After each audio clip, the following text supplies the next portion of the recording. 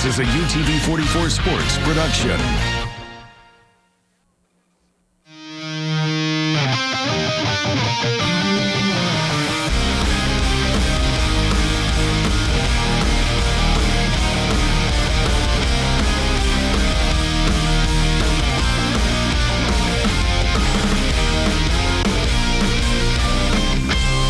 The UTV 44 High School Football Game of the Week, presented by Subway.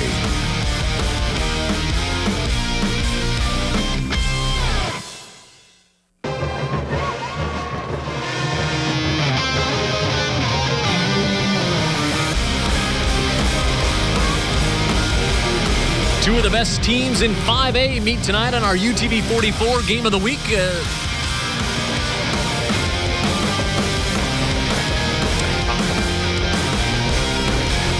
Top teams in 5A meet tonight in our UTV 44 Game of the Week, brought to you by Subway.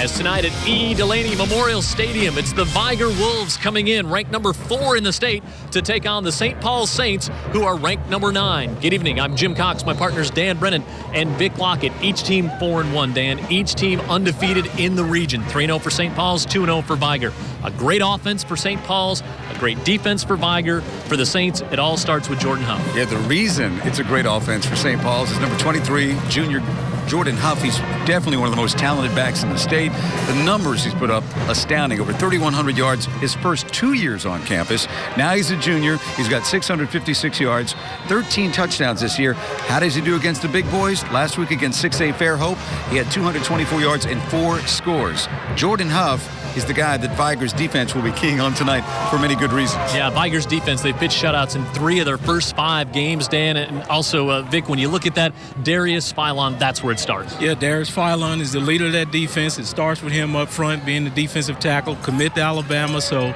you take a look at him. He's a good player, and he's going to show up tonight, and he's going to put something on Huff, I guess. We'll see. It should be a great one. This one's going to determine who's going to win the region in all likelihood. And we're already thinking about home field advantage in the playoffs. Stick around. Kickoff comes up next between Vigor and St. Paul's on the UTV 44 Game of the Week, brought to you by our friends at Subway.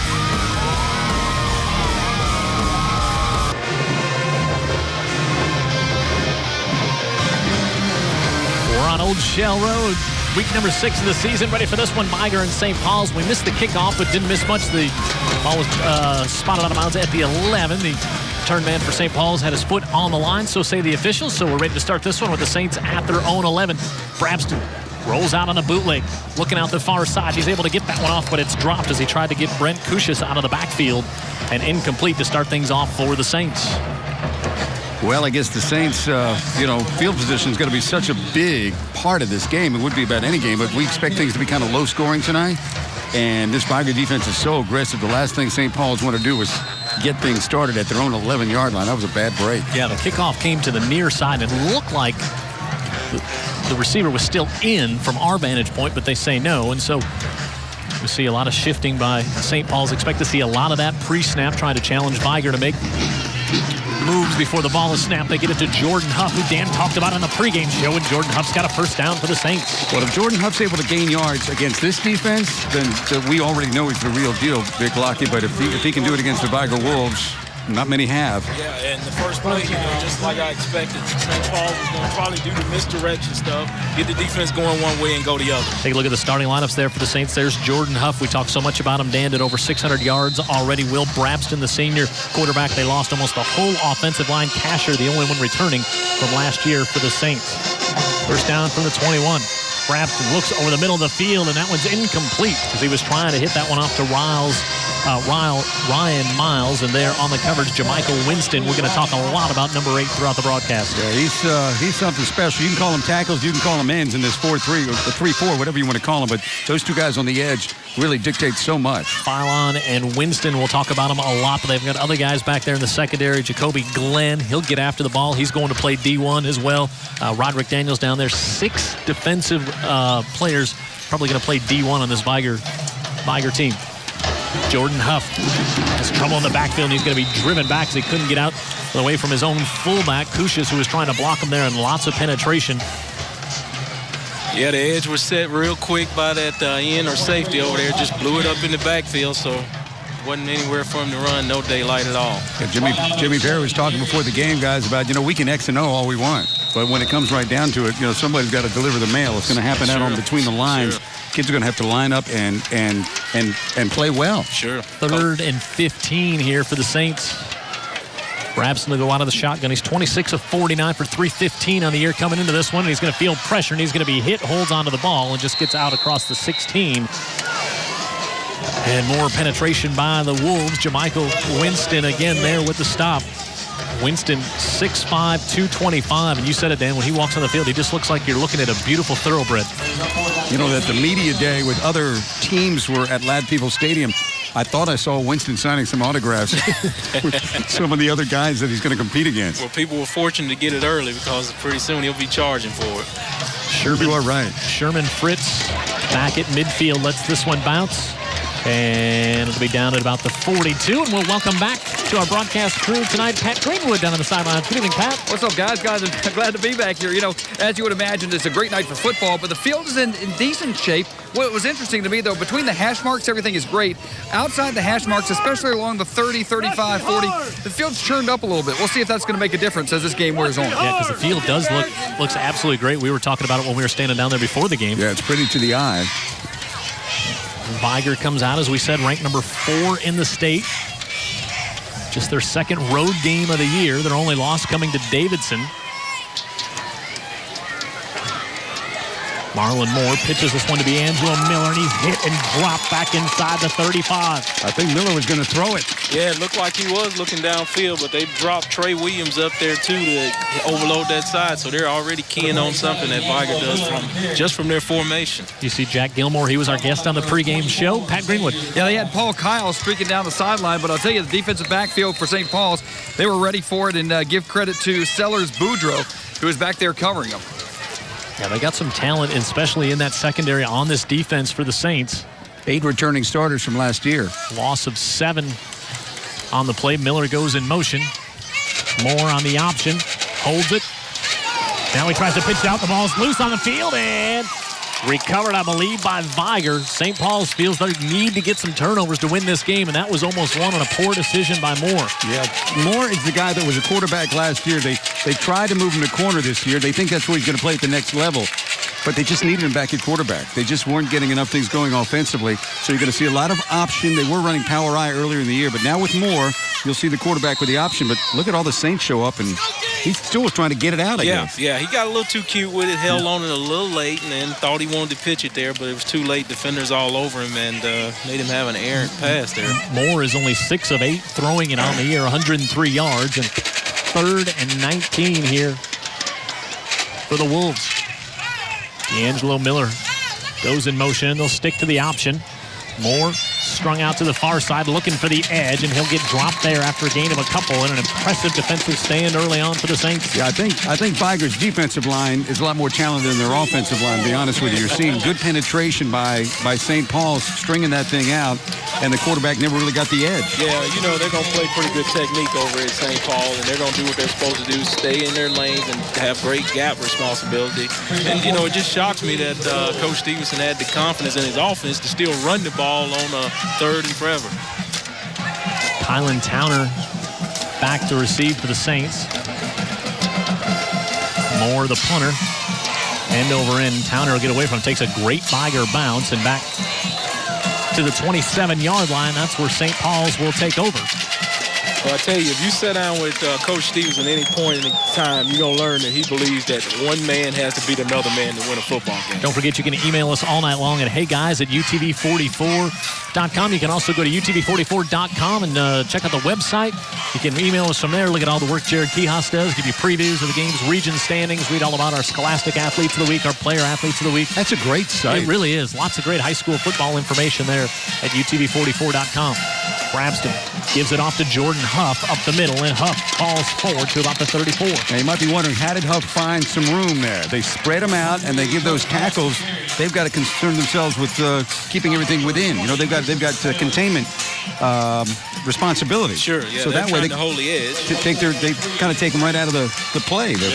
Yeah, you're right. They get them out of their gap responsibility on their side of the ball. So you always got to be sound on defense, taking care of your job first. St. Paul's, this team averaging 40 points a game coming into tonight's contest. I don't think they'll put 40 up this evening.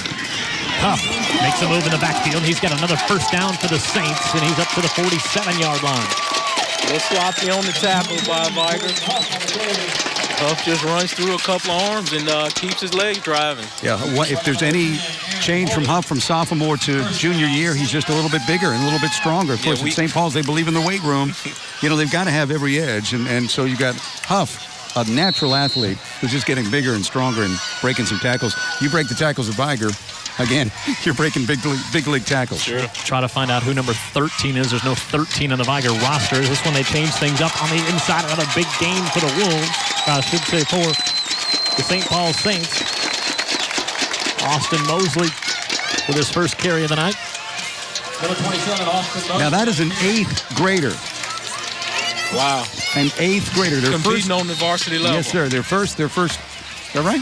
Now he's a sophomore. Oh, I'm sorry. I was thinking. Yeah, you were thinking of Austin McPherson. Austin. Okay. Austin rather than Austin. Yes. My bad. We'll see him at some point tonight. We'll creep into the middle school soon. But give him credit as a sophomore. It's still a tough task. The 36, Huff in the backfield. It's going to be slowed down. Going to be dropped for a loss on this one. Again, that guy, Jermichael Winston, you guys have talked about him. He's going to be busy tonight. He's already showing it. Yeah, some guys are pretty getting off the bus, Jim. But this guy actually, he's pretty getting off the bus, and when you start playing. Deshaun Davis in on the tackle there, too. He's their leading tackler on the season. Number 12, you see him there. 39 tackles coming in tonight. Now 4 tackles for losses on the season for the Wolves. The Vigor defense only allowed 5 touchdowns all season. As I said in the pregame, shutouts in 3 of the first 5. We'll see if the hard count was able to draw Vigor offside here. Looks like it did. Looks like they got a little anxious up in the middle there. Just settle down. Every little trick you can use. St. Paul's with Jimmy Perry and a veteran coaching staff, they know what they're up against tonight. Yards are yards, no matter where you how got you get that them. right. That's right. And they're not going to put themselves in a lot of positions, Jim, where they're blocking one-on-one, where they're trying to challenge the Wolves, man on man. Right. They're going to try to use anything and everything they can to get an advantage and get those yards. So a pickup of 5 on the penalty makes it 2nd and 7. Up comes in motion. He'll take the handoff, bides his time, and be hit in the backfield and drop. Good penetration. Christopher Taylor on the tackle. He leads Vigor with now 6 tackles for losses. You can see why he shed that block well, Vic. Yeah, he did a good job just standing there. I talk about it every week, keeping your shoulders square. What does that mean? Keeping them parallel to the sideline, looking upfield, make the tackle when the back appears.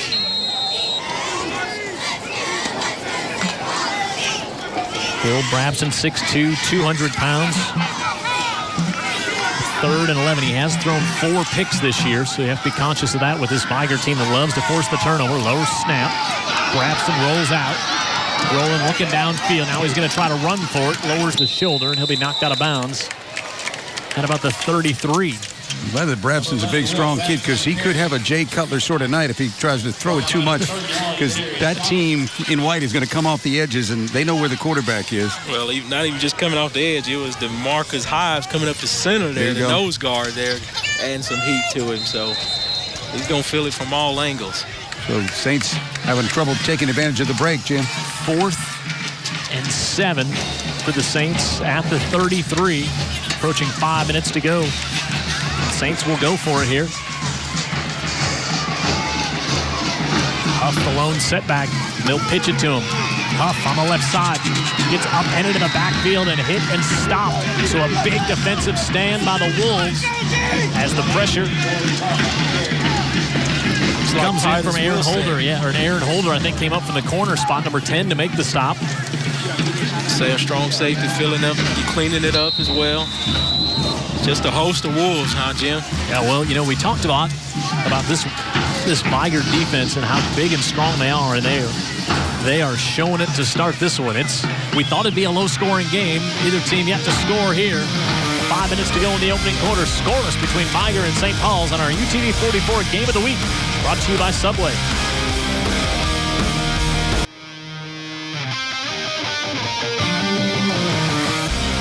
talk so much about the St. Paul's offense. We kind of overlooked their defense a little bit, and maybe don't want to slide them. They're only giving up 15 points a game, and they have held 4 of their 5 opponents to 16 points or less. They only had the one bad night, and that was against Fairhope when they gave up 49 last week. You know, that's going to mess your average up real bad, isn't it, to 49? But, you're right. No one's going to get 49 tonight. I don't think between the two of them we're going to get close to 49. D'Angelo Miller in motion.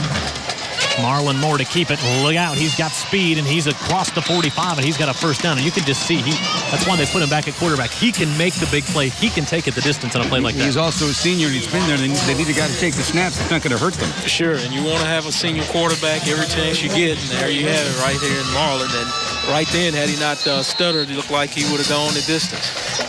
You know, they list him at 5'9", 170. He looks bigger than that. He runs bigger than that. I think that's what you're talking about. If you look at that offense for Vigor. Yeah, Vigor doesn't throw it a bunch when they do. Look for the big tight end, Paul Kiles. He is a big target, 6'4", 245. He'll go up and get it. Huge across the line as well. And that right side with Roderick Flowers, a sophomore, at 300 pounds.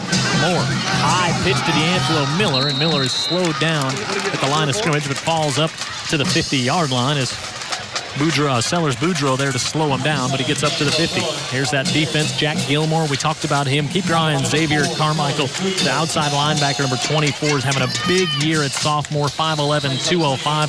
Kylan Towner back there in the secondary, along with Jalen Green, number 3, big ball hawks who can go get it.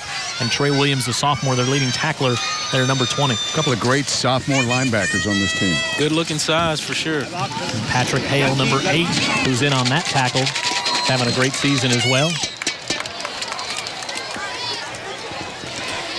And third down coming up for the Wolves. And Marlon decided to keep it because Boudreaux had the edge out there set waiting on him. So he said, I'll just cut it up the middle and get all I can get. Good decision by that young man.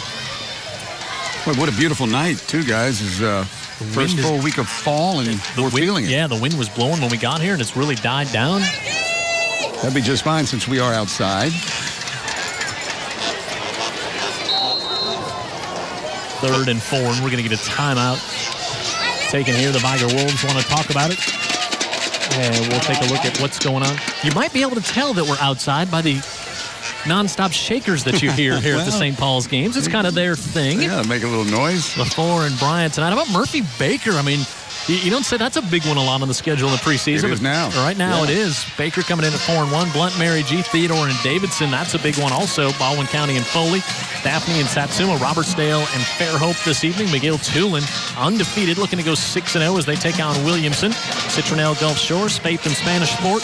BC Rain Jackson of Escambia County hosting Thomasville. They and Daphne have each won 20 in a row.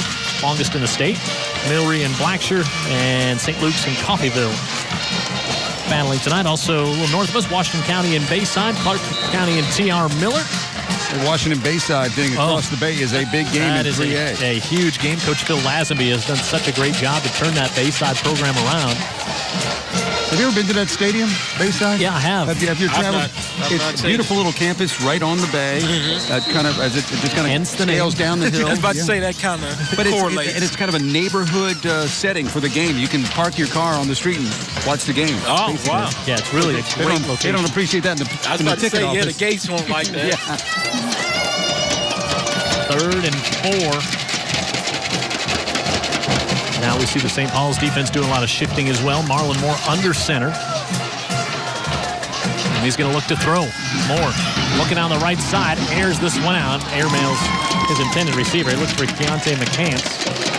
And he's a kid that Coach Stevens real excited about. McCants. I don't know what his stats about, but he was talking all week about trying to get him a few passes. Yeah, 6 catches for 90 yards on the year and a couple of touchdowns. Yeah, I think one of the things he likes about him is going to have him 2 more years. He's a sophomore. He's 6'3", 185. You know, that looks good in the program. Oh, sure, for sure. It looks like he had some speed streaking there, too, down the sideline. Their punt team out here. Kylan Towner stands back at the 15. Moore wants to kick it away from him, and that one goes out of bounds at about the 23-yard line. Take a look what's going on at 5A in our standings here. There you see St. Paul's 3-0, Vigor 2-0. That's why we're here tonight. And then you got Spanish Fort and Faith Academy at 1-1, and then LaFleur and Citronelle 1-2, and Gulf Shores 0-3. So, really it's funny when you do look at this game. We mentioned it in the pregame show. You're already starting to think winner of this game wins the region. Now you're thinking about home field advantage match up against Region 4 in first round of play. You just start thinking about how much is on the line in Week 6. There's plenty on the line in this game. Jordan Huff breaks a tackle.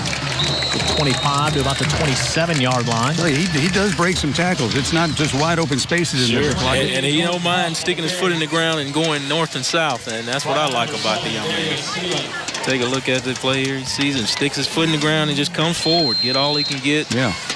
Put him in a good second and manageable down. Just kind of reads the counter and comes on back and away from the flow of the block. Sure.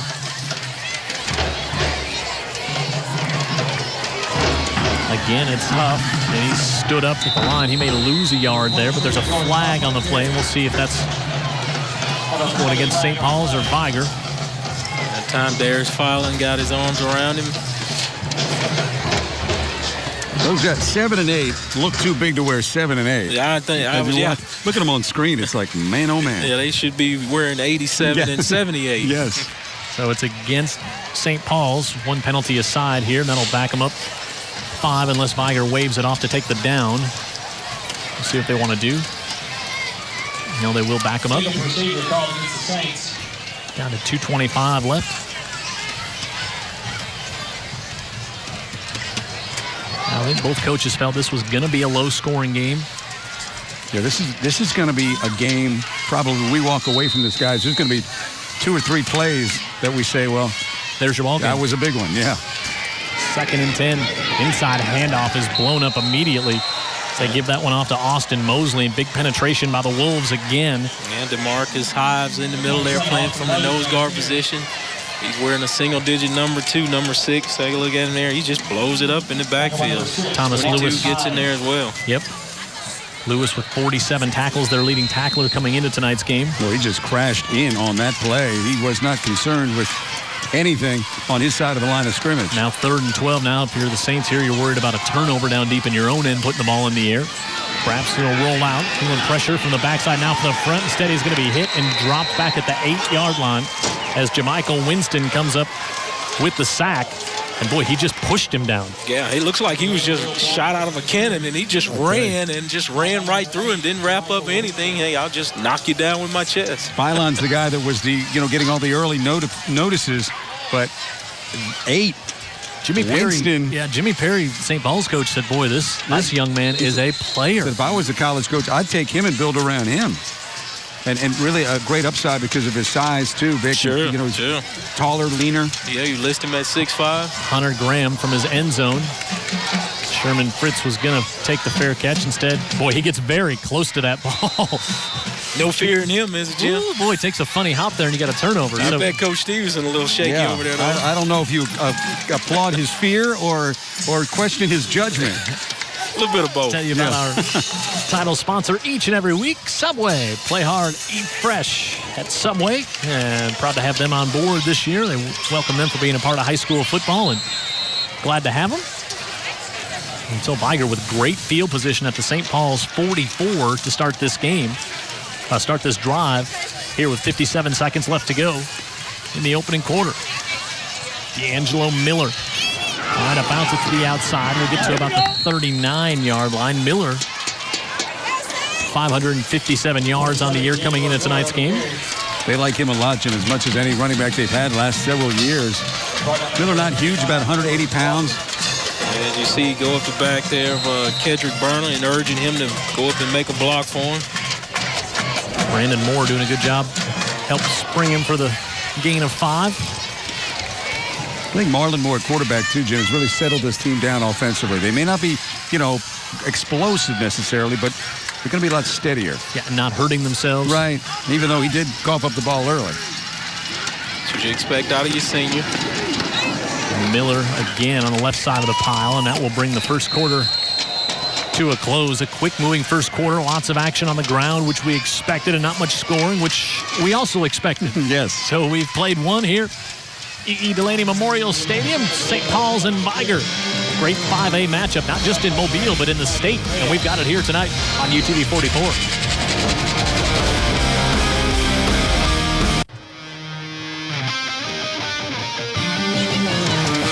This opening quarter here on UTV 44. Jim Cox, Dan Brennan, Vic Lockett, Pat Greenwood on the sidelines. We'll check in with Pat in just a moment. Big play here, 3rd and 3. You talked about some of these big plays of the game, Dan, and you see one on this drive here, 3rd and 3. And like you said, probably 4-down territory. Yeah, this might not be the one that extends the drive. Could be 4th down if they don't make it here.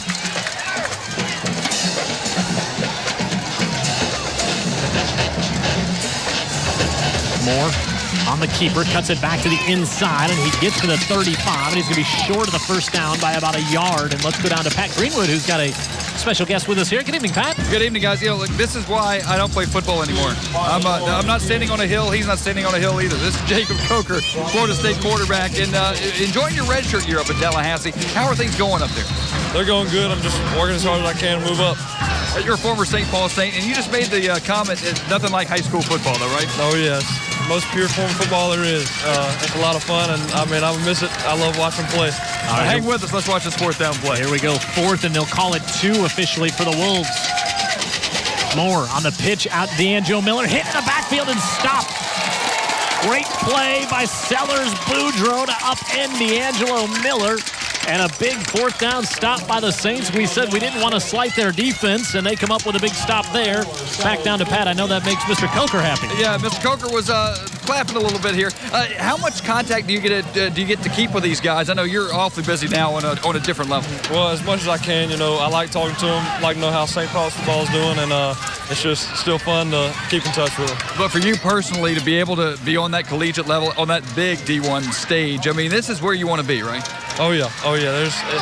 It's fun. I mean, Oklahoma game a few weeks ago, nothing like that atmosphere, and it's just something I wanted to be a part of. Well, we'll let you enjoy this atmosphere. Hey, it's always a pleasure. It was great covering you up here, and look forward to doing it again in Tallahassee. Appreciate it. All right, thanks a lot. That's Jacob Coker, the former St. Paul Saint, now with Florida State. We'll see him on the field in a couple years, guys. Yeah, absolutely, boys. He has not shrunk any since he left St. Paul's. He hasn't gotten any smaller, that's for sure. So he's probably still spreading out, and I mean lengthwise. He's a good-looking athlete. Brent Kushis couldn't hold on to that pass out of the backfield. Looked like they might have had a little something working here on the near sidelines. Yeah. And if you're Vic, you're an offensive guy, you always hate to drop the pass in front of your own bench. That's doubly bad. Sure, you're going to hear it from the coach. He'll remember that because he's got the good visual. But St. Paul's, just like I expected, they're doing a little bit of misdirection with him and trying to get the Vigor defense influenced one way, and they're going to come the other way. If he'd have caught it, he would have went a long way, Jim. Yep, we see Darius Johnson hobble off there for the Wolves. You know, you can do all you want to game plan against Filan and Winston, but the fact is that's not all they've got. I mean, they've got speed and tenacity all over the defensive side of the ball. So even if you somehow neutralize 7 and 8, you got about 9 others that are coming to get you, and they're all pretty good. And, you know, it's always been Vigor's trademark. It's always been a school that's played great defense. Jordan Huff tries to bounce this one to the outside, and he is not going to be able to get away from Christopher Taylor. Good job keeping his right arm free, just maintaining the block right there. And then when the ball carrier shows, release that blocker, go make the play. Jermichael Winston also in there to help out on the play. Yeah. Winston's, he's kind of becoming our own local Jadeveon Clowney. I mean, he just looks so big and imposing, and he certainly makes a lot of plays. 6'5", 225. He'll get bigger. He's going to get bigger, absolutely. 3rd and 11. They give it off to Huff, and he'll get just back to the original line of scrimmage, and that'll bring on a punt.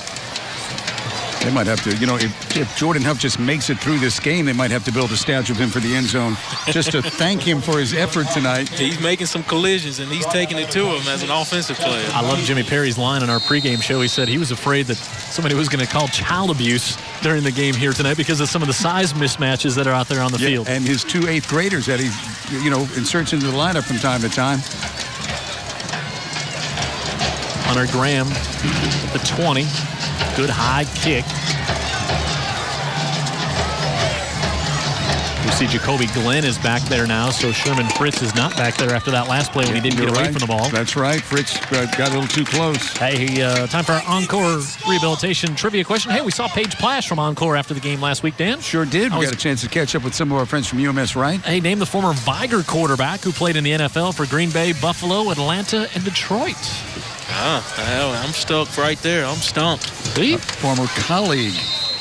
Yes, no? Possibly. Possibly. My guy, I'm surprised that Mr. Lockett is drawing a blank. It's not Matt McCoy. It's not Matt McCoy. Vigor from the 24. D'Angelo Miller sidesteps. And, one thing we have seen here tonight, Vic, from the St. Paul's team, it's not been one-on-one tackling. It has been a gang of Saints there to make the stop. And that's the way they're going to have to play this team. I mean, they're going to have to play good, sound defense that, like we always talk about, have good gap responsibility, integrity, and then just swarm to the football. St. Paul's defense only allowing 75 yards rushing per game. That's very impressive. Yeah, you got those two sophomore linebackers, then you got Jack Gilmore in the middle, and Coach Perry said, if you're about to encounter some trouble, bring Jack along. Miller across the 30 to the 31-yard line, and on cue, Jack Gilmore makes the tackle. He was excited about this game too, as we talked to him in the pregame. Yep. And again, this is an opponent that St. Paul's plays every year, so they're familiar with Vigor. It's a recent get-together, only 5 times because you've had such the difference in classes for so many years. Right, and they won in Pritchard Stadium a year ago, so there's not an intimidation factor. 3rd and 4 for the Wolves. Miller has a hold, drops the shoulder, and he's going to have the first down to the 36-yard line.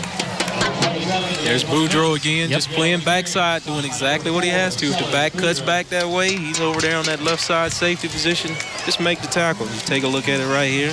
Cuts back. There's Boudreaux. Gives up the first down, but still saves it from being a big gainer. You know how a lot of backs mess around when they run? Miller doesn't mess around when he runs. And he realized, too, the situation, he needed to get that first down. Sure. He'll get it again and up the middle. A little bigger hole this time, and he'll pick up about 7. Now, this is the kind of drive Coach Stevenson likes. Just putting his man on man and just running the football, grind it out, see who's tough and who's not. Trey Williams, a sophomore, made the tackle there. As I look at the size of the Vigor offensive line, it's big, but, lately, the last several years, it's not uncommon for these offensive lines to be very big. I think about 235 to 300. Roderick Burden in there now at 300 himself, and big hit in the back right at the line of scrimmage. It's our guy Boudreaux. No, I'm sorry, not Boudreaux that time. It's Jack Gilmore. Yeah, Forrest Walker in there to help as well, and another 3rd down coming up. We've got a lot of 3rd downs already in this game. You're right, and I think that's because these teams run the ball so much. I think, Vigor runs it because it's what they do well. St. Paul's runs it, I think, because they'd rather not have Brabston back there taking the abuse. Sure.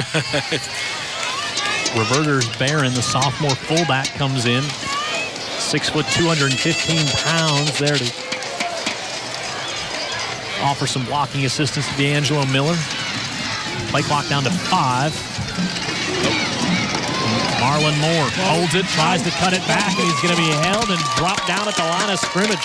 Yeah, bad decision by him that time. He should have went ahead and let his tailback get that one and see what he could get, because it was a crowd waiting on him right here on the edge. Yeah, Patrick Hale did a great job of reading that and staying with his assignment. And Hale, the senior linebacker, comes up with the tackle. Yeah, I think what Vigor does offensively is not going to confuse St. Paul's. They see what's coming, so it's really a matter of just getting off your blocks and playing your position. Execution. Right.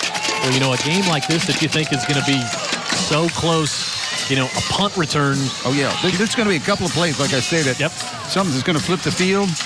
Towner will stand back at the 25. This one angled to the near side, and the Saints will let that one roll to about the 20. And that's where St. Paul's will begin this drive scoreless with 6 minutes to go here in quarter number 2. It's been kind of what we thought we would see so far here this evening. A lot of football on the ground. Both these teams just trying to fill each other out, going mano a mano. A lot of football left in the game, even though there's no score, nothing's changed. That's the way this ball game's going to go, I think. I think we're going to get a media timeout for us here with 6:10 to go, or we're just going to have the officials stand around and talk about a media timeout, one of the two. They may have already called it and we weren't aware of it. No, they haven't yet. Now they will. So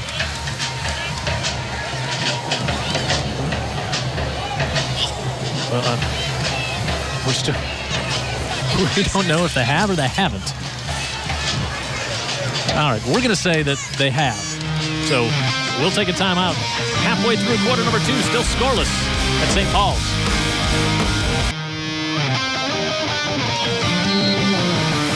UTV 44 Game of the Week brought to you by Subway. This one living up to the billing. 1st and 10 for the Saints, and we'll see a wildcat with Jordan Huff taking the direct snap. Huff goes on the right side and pushes ahead, and Huff's got a big hole. Huff across the 30 to the 40 at midfield. Jordan Huff, will they catch him? No! Touchdown, Saints!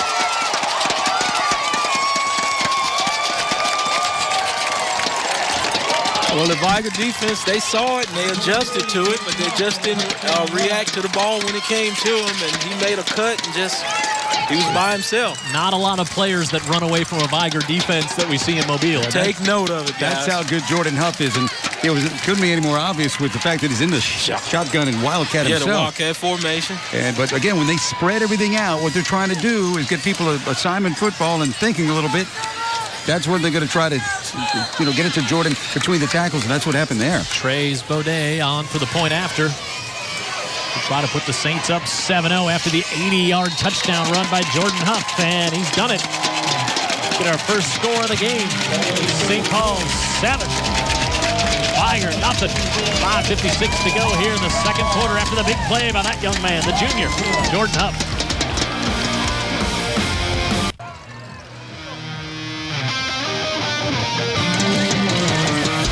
Well, Dan mentioned it. It's going to be a few plays that decide this game. We've had one big play and we've had one score. Yeah, and it's no surprise who made the big play. 23, Jordan Huff, definitely one of the top running backs in the state of Alabama, just a junior. So you can, basically say he's one of the top prospects in the state of Alabama. Sure, no doubt about that. With a run like that, and Jim pointed it out. You don't see Vigor give up a big one like that, and backs run away from their defense. Yannick Wildrop kicks this one off and all the way back to the 1.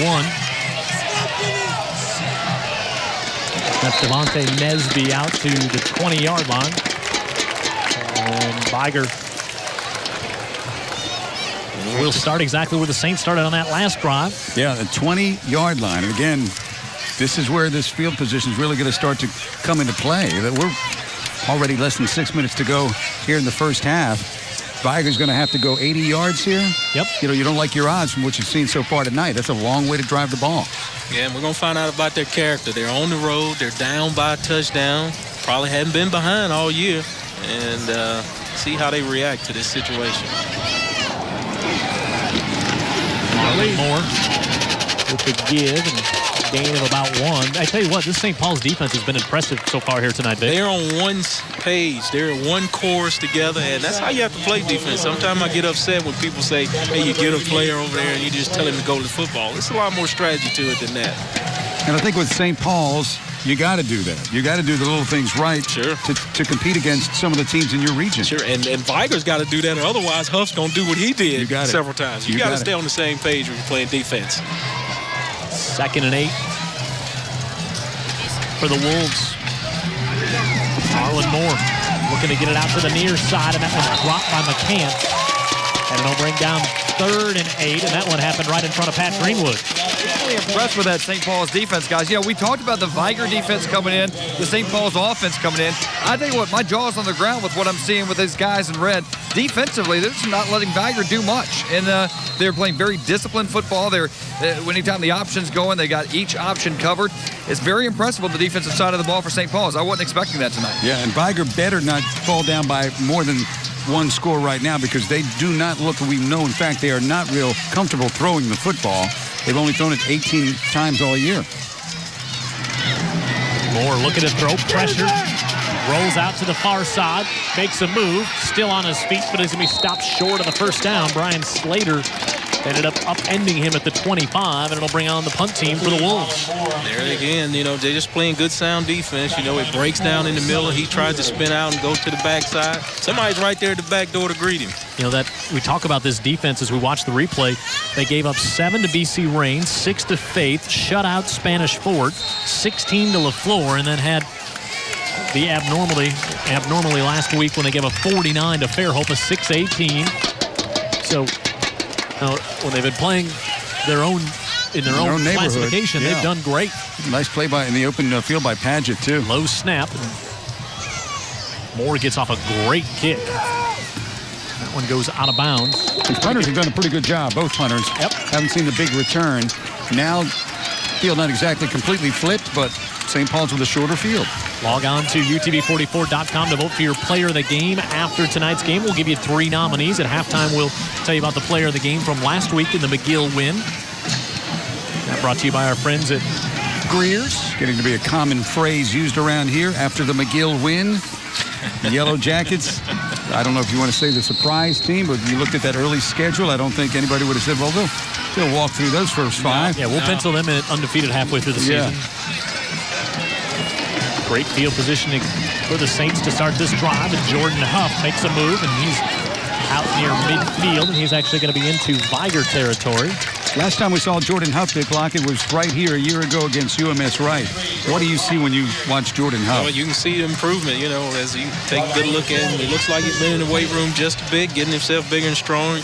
And look at those jab steps he makes. I mean, that's something that you just don't pick up the football and do here on Friday night. That's something from the summer and postseason workouts. Pickup of 6. Maybe we'll actually make it pick up 4. We'll call it 2nd and 6. And they won't be afraid now. If Huff gets it going, where Vigor is really concerned with him, and you can look for something off of that and maybe try to sneak out and get a big play. Now they'll pitch it back. Ryan Miles coming on the end around, and Miles has got to have the first down. He's inside the 40. Well, right on key. You can tell Dan Brennan has done his homework, and he's been spending some time with the St. Paul's coaches to know what they're setting up things with. And right on key, they just get them going in one direction, chasing Huff, and come back around with 22 here as you take a look at the play. The Miles looks like a circus act at the end of this, too. He not only gets the first down, what's this? He gives you a somersault to boot, huh? And stands up after the somersault. Just bangs right back on both puppies. Out of the Wildcat again, Jordan Huff looking to get to the outside, and Huff looking for a block, and he's going to pick up 9. Yeah, he's got the Vigor offense on the chase now, and I'm sure Coach Perry's loving just where he's got him right now. That's a big open field tackle again. We talked about going to be a few big plays in this game, and we're seeing them out of Jordan Huff. Almost another 6. Yeah, St. Paul's is starting to get them consecutively, so that's the issue going with Vigor right now. They're going to have to find a way to slow that young man down in this run offense. And you can see as the Saints break the huddles, too, there's a swagger to them a little bit, like we belong out here. Sure, you gain confidence. On the keeper, Brabston inside the 20 and down to about the 17-yard line. On 2nd and short, he converts, and another set of downs for the Saints. Yeah, the Wolves are on the hunt, and they're losing right this second. They got to do something to stop this drive. He just fakes the little pitch out that way and takes it back the other way. Just like Dan talked about. Dan's calling the plays now with Coach Perry. Well, they're not just going to settle and use Huff as a sacrificial lamb. They're going to use his success and do some other things off that. And Vigor's defense is going to take a timeout. Try to get their heads around here. And watching Brabston take that thing and run it into the teeth of the Vigor defense reminded me of those commercials where you're messing with Sasquatch. It's like, gee whiz, you got to come out of there okay. But again, right now, St. Paul's has kind of flipped the whole mentality of this game. They're the aggressor right now, Vic. They are. Like I said, the Wolves are on the hunt, but they're losing the hunt. And I like your analogy too, Dan, about how much confidence the St. Paul's team is showing coming out of the huddles. Let's take a look at who else brings you high school football here on UTV 44 each and every week. We mentioned our friend Paige Plash at Encore Rehabilitation. Greer's Market. Your favorite Auburn Tiger. Dick Lockett, Spring Hill Toyota. Yes. They bring you our scoring drive. Davison Fuels and Oil. I passed one of their trucks on the interstate the other day, and I gave him a honk and said, hey, I think he thought I was just honking at him because I was like in his lane or something, but it was a honk saying we appreciate your support for high school football. You were caught on camera. You're doing like 89. You know that. They've got your number. 1st and 10 from the 17. There's Jordan Huff having a big night so far. And it's still early.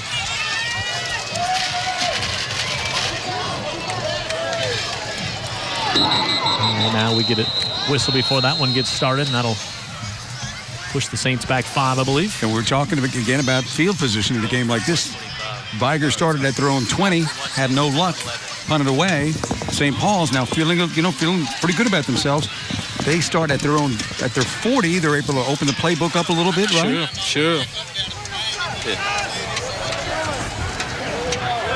still. Yeah, if you get things going your way, that does give you an opportunity to just, hey, go deep in there. And, they're going to need to do those sort of things like we talked about to get them running and come the other way with stuff. Jordan Huff with over 100 yards, 12 carries for 111 yards in the first half against this Vigor defense. Incredible. 80 of that on the big play. Huff has it again, and Huff's going to be dropped for a big loss this time. And that's Darius Philon. Yeah, Philon there, not fooled by the old Stature Liberty play. That was at Boise State against Oklahoma a few years ago. You're talking about going in the playbook. They opened it up for sure and went deep that time and tried to pull the old Stature Liberty, but Darius Philon showing why he's a big prospect heading to Alabama.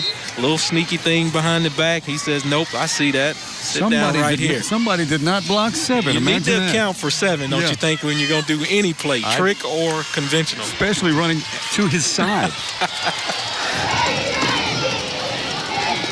Give inside and just to the 30-yard line, and now you're coming down to a minute 20 left here. And this is going to be 3rd and very long coming up for the Saints. And Darius in there again. I think you've got him fired up. He's trying to get his mates fired up and let them know, hey, we're not here to just give this football game away. Big stop for Vigor, guys. Big stop for Vigor. St. Paul's going to take a timeout. So they'll talk things over on 3rd down.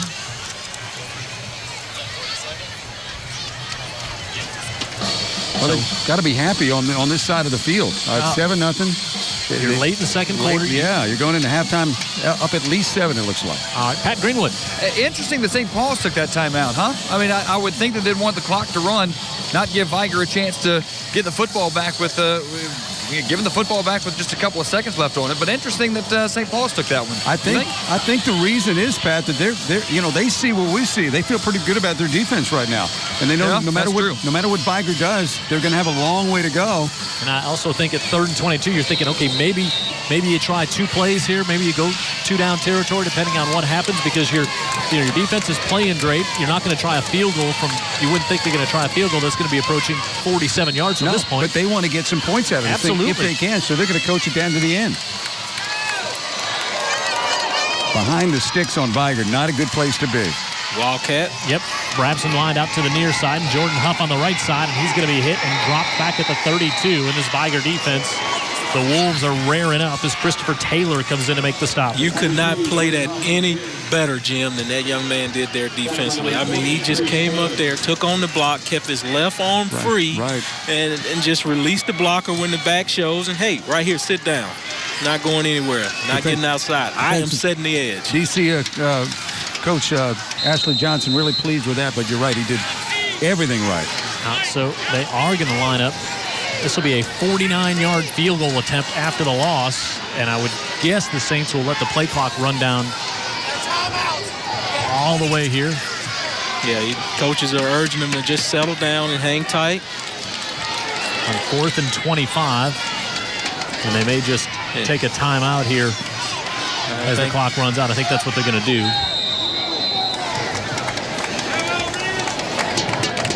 So this would be a 49-yard attempt. A little bit of strategy going on between the coaches. Well, I think it's almost like you just got that timeout back that you burned, because now you've got it down to 22 seconds. Sure. Well, and the other thing may have been they were hoping maybe that Vigor was going to jump there and they're going to get another 5 yards, and they might just punt it away now, because at the 49-yard kick, the trajectory on that thing's got to be low end a little bit, like a screaming 3-iron. Sure. Scalded 3-iron. Sometimes one of my 3-iron. So what you got to do is, you give them, you give this athletic team a chance to maybe block a kick and turn things haywire. Well, I was just going to sit back and watch, because I didn't know that may be a young Janikowski out there. I was just going to watch. They're going to try it again. They're going to run out. Yannick Wildrop for the 39-yarder. How about offense in the first half? 140 yards for St. Paul's, 35 for Vigor. Yeah. Make it 40, make it 45. Yeah, St. Paul's defense that was, taken to the woodshed a week ago at Fairhope. And Jimmy Perry said on the pregame show that our defense is the heart and soul of our football team. Well, they've been tonight. Wildrow with a lot of leg and just short. Just short. He is close to being a Janikowski. That's a heck of a kick. And you're right. It was a low line drive like you had to have. And that was just about a yard shy. I'll tell you what, that thing goes through. Vigor's looking at each other like, wow, this ain't our night. Yeah, and they get a 49-yard field goal at the end of the half. And you still wouldn't have heard us yet because the crowd would have been still going crazy. That's right. And, of course, after a missed field goal, the ball is spotted back at the 20. So, you know. What's the deal with that? No, that's a rule in high school football. Yeah, when a missed field goal, the ball is spotted at the 20. Ah, okay. Hate to ask the elementary question, but I was baffled. You've seen teams try real long ones before it's kind of taking advantage of the loophole. Sure. It's field goal. So yeah, it's like you can punt it into the end zone or you can try the field goal. Yeah. Marlon Moore wants to air this one out the far side, and it's overthrown. Good coverage back there by Keelan Towner. Yep. Down to 10 seconds left.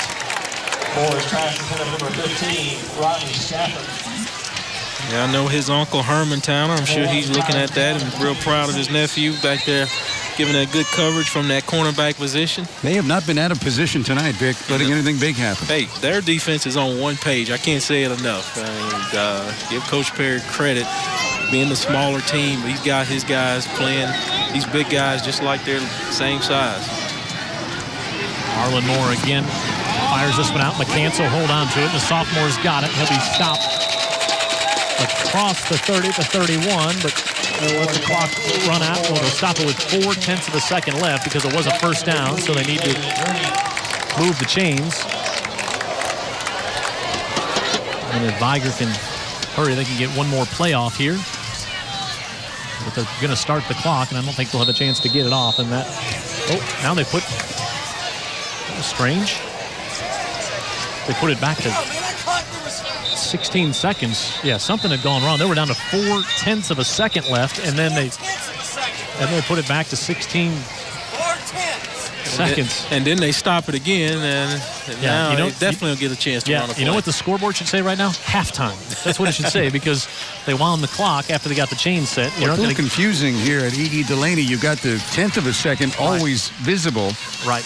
And it kind of throws you off a little bit. Yeah, but it was 4/10. I thought it was just me, Dan. Thank you for saying that. Yeah, it was like at the time trials here in Oregon. So once they got the chain set, then you restart the clock again, and 4/10 of a second, they were not going to get the play off, so it should be halftime. I don't think they even this precise in Jerry Jones's stadium or at the Cowboys stadium. They got it here to the 10th of the second. Exactly. So Jerry's scoreboard slightly larger. Just a bit. So it should be. Boy. And they're having a conversation, the Zebras with Coach Perry. Yeah. But here's what's going to happen. It's 0.4 of a second.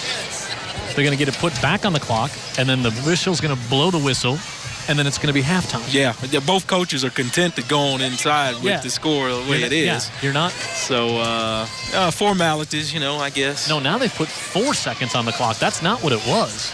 So now this is different. Now Vigor, if Vigor would be up and be ready to have a playoff, they could have got the playoff. Yeah, but now they're not, and now they don't get the playoff. That's it. Wow, that's a chance to. Nice, huge waste of time. Yeah, that we'll never get back. Just like that conversation. Yeah. I mean, it wasn't our fault. We had to say something. All right, Pat Greenwood will head down. He's got Coach Perry. Pat. All right, thanks, guys. Coach, you always talk about the offense and average, 40 points a game, but you talked about this defense, and it's been awfully impressive tonight. Our defense playing great now. They've kept us in short field conditions on the offense, and of course, the funny thing about it, the only time we scored, we took it out from the own 15 down there. So, real pleased with our offense so far. They're bringing the house at us. Right. And as long as we can handle that, we'll be okay. Our defense just needs to keep playing hard. All right, yeah, and what do you do offensively? I mean, because those guys are just as tough on that side of the ball. Yeah, they really maul you. They got 6 Division I football players over there, and they're going to be good. We knew that. The yardage is going to be tough tonight, but we just got to be patient and just keep playing St. Paul's football. All right, good stuff. Thanks, Coach. We appreciate it. And, hey, this is why it's the game of the week, fellas. What a ball game down here. Oh, boy, it has been great. Exactly what we had hoped for, and that's where we're at. And, of course, at the end of tonight's game, we'll be able to find out who the player of the game is in this one. But last week, Richard Lucas, player of the week, had a great night defensively. Yeah, for McGill-Toolen. D lineman, spent a lot of time on the other side of the ball. And McGill was impressive again. Yeah, and I'm glad to see a defensive line or defensive player, period, get a Well, Vic, you voted 200 times for him, so you were helped trying to skew the primary. Trying to get a landslide. Chicago election going on there. Yeah, and we were successful. So that McGill defense really has Ricky Chancery had him dialed in last week against that Davidson Warrior squad. And Lucas, the player of the week. Busy right there, staying with the play. After tonight's game, we'll be able to give you 3 suggestions, and you'll be able to log on and vote for the player of the week in tonight's game. Jordan Huff probably going to be up there, but we got room for 2 new ones. He's definitely got a shot to be a candidate. Halftime score, St. Paul's on top 7-0 over Vigor. When we come back, we'll hear from the Vigor band after this.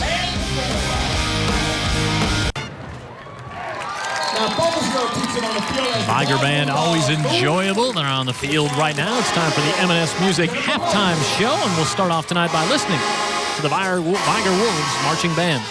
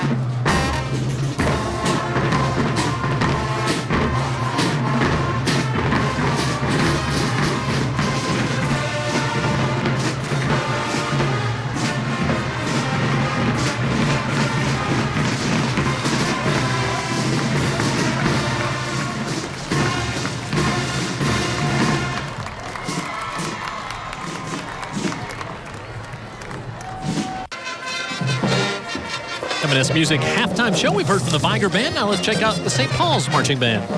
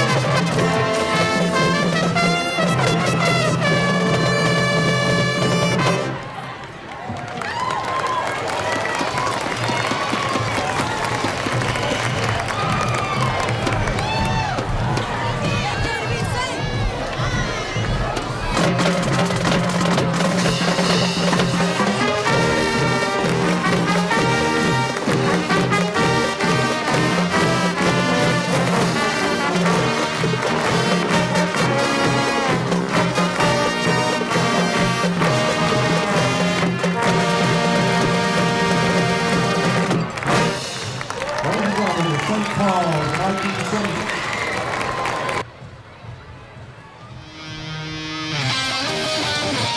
You see our score at the half. St. Paul's with a lead over Vigor, 7-0. It's been a lot of what we expected here tonight. A lot of football between the tackles. A lot of when we see it bounce out. As you look at our location here tonight, we're outside here amongst the fans. You've probably heard some of the shakers taking place right in front of us. We're with the people here tonight. That's right. We're men of the people. No big problem. And we are so thankful that Derek said no rain. Yes. We're very happy for that. Take a look at the highlights here in the first half. It's been a lot of running the football from both teams, and that's what we would expect. And we saw a lot of runs for short gains. Here's Marlon Moore just scrambling for a couple, and then also on the St. Paul's side, Will Brabston. This was nice here and able to pick up the first down. That was on a 2nd and short, but the big play of the first half came out of the Wildcat. Jordan Huff, 80 yards, Vic. It was after a timeout.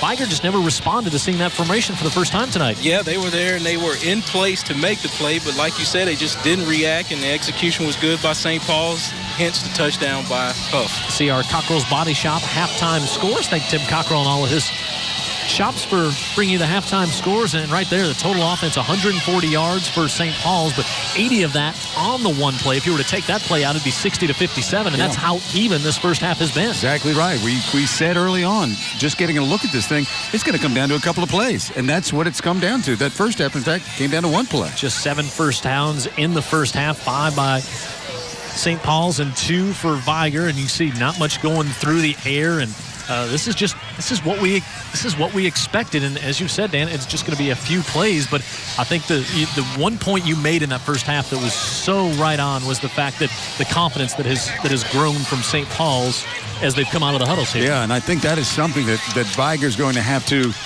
get back. Vigor's going to have to get their swagger back a little bit. It's probably going to take a couple of big plays to do that. Jordan Huff, he's had the huge first half. He had that big run, and he's been the story throughout it. And let's go down to Pat Greenwood. Pat.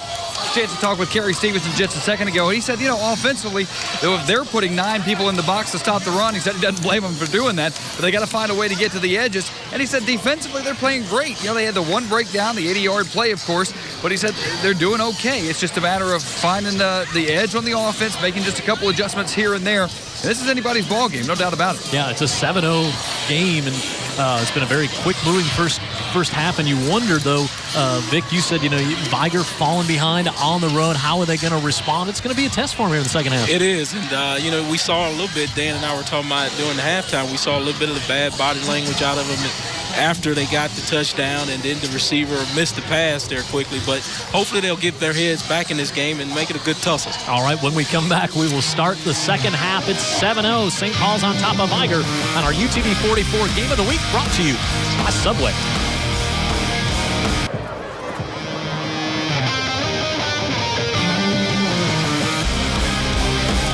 7-0 our score here at E.E. Delaney Memorial Stadium. There's St. Paul Saints mascot who is at our pregame show taping. Always a happy face. Yeah, not the most intimidating mascot in 5A. Really? We're just going to go ahead and say it. And I think there's members of the coaching staff aware of that. Changes could be made. Well, what is this? St. Paul's as Saint, right? As a mascot. It's tough to make a saint look mean, I guess. Yeah, you don't want to. Yeah, you don't become a saint by being mean.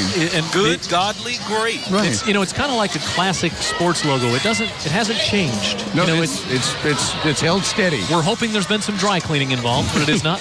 There's a guy that's held steady to his game plan, Jimmy Perry. Met with him during the week, and what he said they were going to try to do is exactly what they have done. Make Huff the focal point of that Vigor defense. Every now and then, run some things off of that to take the heat off of Huff and maybe find some things out on the flat. Yeah, the counter action is always going to be good, and then you counter and then go to the flat, as you point out. It will get the big guys running and tired, and, hey, could keep the game in their pocket here. That's another thing I was going to bring up. Jim and Vic both, that this Vigor defense is very good, but at some point, if St. Paul's is able to keep the football, yep, you're going to wear you wear even good teams down. Sure.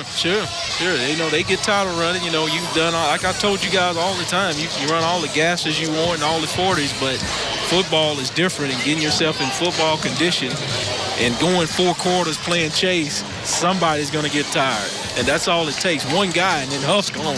Yep, you're right.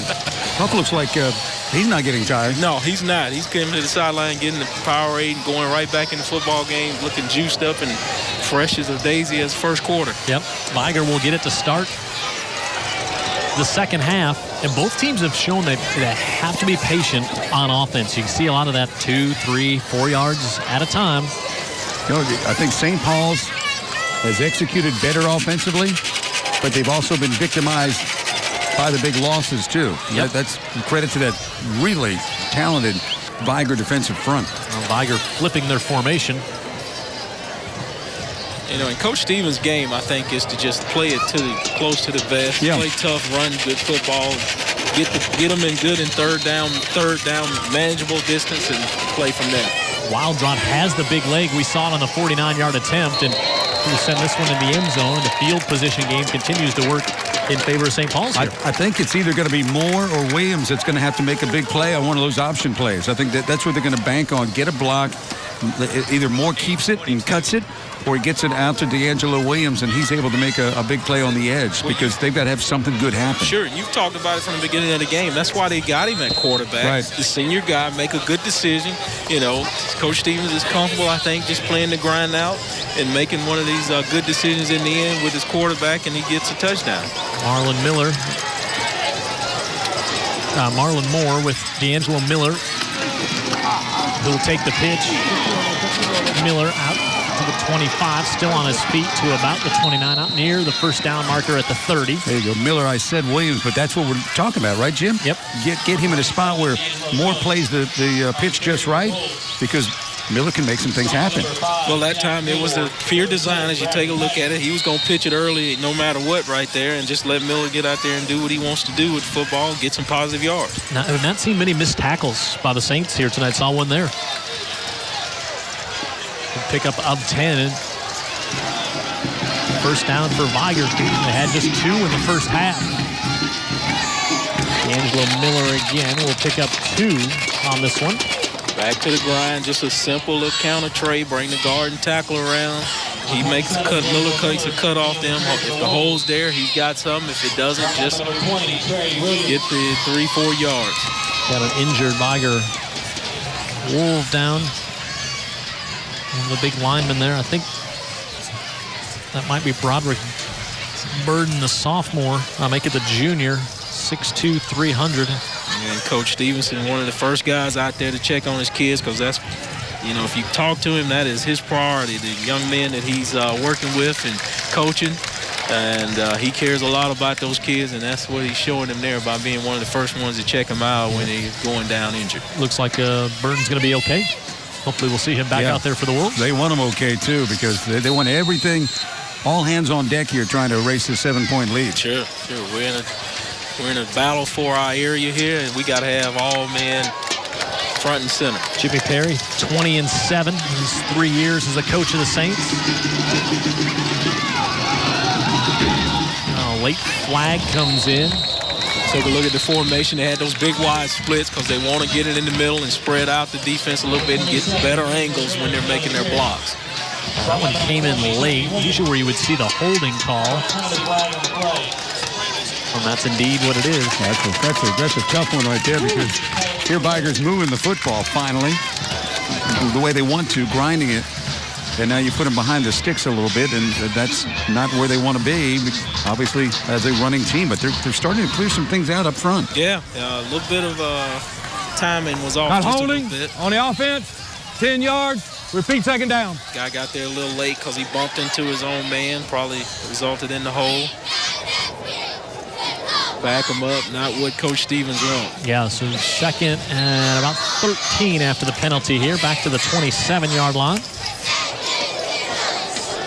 They have not had any success trying to move the ball down the field through the air tonight. You know, if they do throw it again, probably Kyle's the tight end is who they try to sneak out there. He's the guy that's going to be playing a lot of football next 4 years at South Alabama. Yeah, very athletic. They look for him over the middle there. Instead comes this way. That one's tipped at the line of scrimmage and incomplete. And 3rd and long again coming up for Vigor. We're going to have to check the frequency of Dan's headset because, I mean, he's calling these plays left and right for St. Paul's and Vigor. You've seen enough high school football that you can just kind of get a groove and see what these coaches thinking. Trying to drill it into you, Vic. It's all about preparation. I've been trying, a couple of years now, coaching you up, old 99, going on reputation. It is. No, I'll tell you what, but you look at the stats, and Kyle's the guy they throw it to. Yeah, it is tough to sneak a 6'4", 245-pound person anywhere, though. And like Vic Locker was saying, he's big, but he's also a very good athlete. He's played all over the place for them. 3rd and 13 for the Wolves. Sherman Fritz split to the bottom of the screen, and they come to him, and that one's incomplete. Didn't have a chance there. Yeah, just didn't get enough on the football and get it out there on the edge to his wide receiver and give him a chance to make a play and get the ball downfield. Just kind of died on him there. Yeah, short hop that one in. Incomplete. Mm-hmm. Couple of scores to pass along. McGill 2 and on top of Williamson at the half, 24-14. Blunt leading Mary G 19-0 as we get ready for the punt.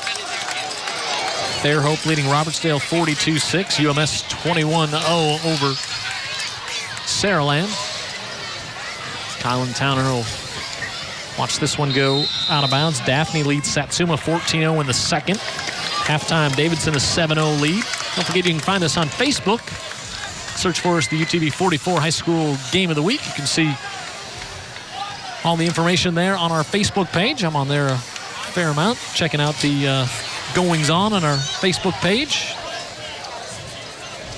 As we'll see, again, St. Paul's with good field position to start this one off. Vigor starts at the 20. St. Paul starts at the 40. Just about, that's pretty much been it here field position-wise, and those 20 yards will count. Jordan Huff trying to get to the outside. Taylor slows him down. Huff slips a tackle and still is going to lose 5 on the play. Well, go ahead and spend your night trying to block Christopher Taylor and tell me you had a nice evening. Yeah. Because he is relentless, and like Vic Locker was saying, he plays it just perfectly. Yeah, he's seen that pitch 1,000 times. They've got him ready for it, and he just comes out here and shows what he's been practicing, looks like. Just keep the edge and stay on the outside. Don't let anybody get outside of you. I've heard that 1,000,000 times from these coaches. He's probably heard it, too, from Coach Stevenson.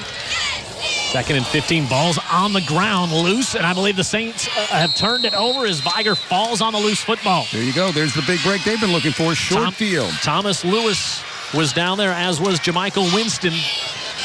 And that was just a center snap exchange that caused the problem. And Coach Perry said, we got to get some short fields from our defense. Well, they just gave one up here to Vigor. Yeah, talking about short fields, Vigor's got the short field and the defense got the short end of the stick in terms of St. Paul's. This is not the position they want their offense to put them in when they've got the control of the game, but here's where they'll have to make a stand. Yes, our first turnover of the night. Rodney Stafford splits out to the top of the screen. Matched up against Towner out there. Marlon Moore looking for Stafford. Now he's going to pull it down. He's got a lot of room on the far side.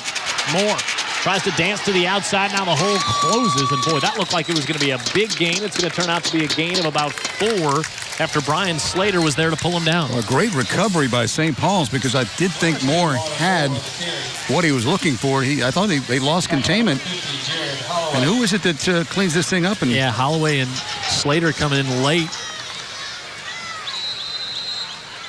Slater did a good job. Hale? Yeah, Patrick Hale, really the guy that just got in his hip pocket and was relentless to the quarterback and slowed him down there. That looked like it was going to be a big play. Pick up a 4. Inside give to about the 20. Going to be close to a Vigor first down here as Barron with his first carry in the second half. Big pounding fullback. Sophomore, 215 pounds. Well, that's what they want there. Vigor finally getting some positive yardage, going right up the middle there to kick the sticks forward. Take a look at those big bodies from the rear end, and then now you see them from the front coming in your living room. That was a first down for the Wolves at the 19. Pitch, this one's on the ground, loose ball, and recovered back by D'Angelo Miller. Wow. Yeah, Moore didn't get him a good clean pitch there. He just hurried it up there, and it kind of just sailed out there. And by the time it got to him, it was on his shoestrings, and he tried to gather it up, but the defense was on top of him. The exact reason you have more in the game is not to do this. Sure. It was like a knuckleball to Well, him. it was like there was a lot of separation between the two of them, Vic. It was almost like that was a long way to pitch it, and he never got it there. A loss of 9 backs him up to the 28-yard line. That's one of those big plays, too. St. Paul's falls on it, turns the game completely around here on this drive. Moore looking to fire. Throws that one to the far side, looking for McCants, and he's got it inside the 10. There's your weapon, McCants, the sophomore. You can't defend against that size and ability to turn and find the football. Yeah, all he did was just turn around, and, you talk about playing above the rim. He really didn't even have to do too much jumping. He's just there, and the ball falls to him. Really well-thrown ball by Marlon Moore. It really was. I'm sure that's all they're going to ask him to do, make a couple of key passes here throughout the ball game. The rest of the way, they'll just grind it out. First and goal for the Vigor Wolves. Ranked number 4 in 5A, D'Angelo Miller inside the 5. Simple little turnaround and give, just horn to that 7 hole over there, over the tackle's butt, trying to just push it on into the end zone. See who's big and bad right now. Is it the Wolf or the St. Paul? Second and goal from the 4.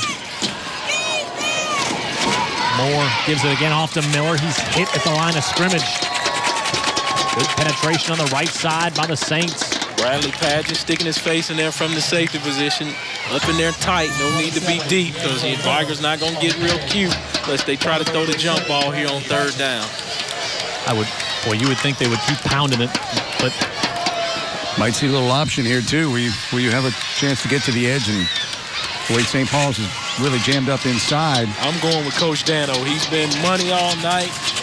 Call Vegas if you can get the call in. 3rd and 4 from the 3rd and goal from the 4. Miller hit and stopped again. Padgett was in there with some other Saints, and now it's 4th down. How about this? This Jack Gilmore is in there. The last Vigor Wolf field goal was kicked in 2007 by B.J. Scott with 2 seconds left to beat Gulf Shores. Wow. And he's a corner at South now. Yes, he is. Not available this evening. And so they will go for it on 4th and goal from the 3. One of those big plays right here, Dan Brennan. Moore pitches it back. Miller in the backfield. Grabbed onto and dropped.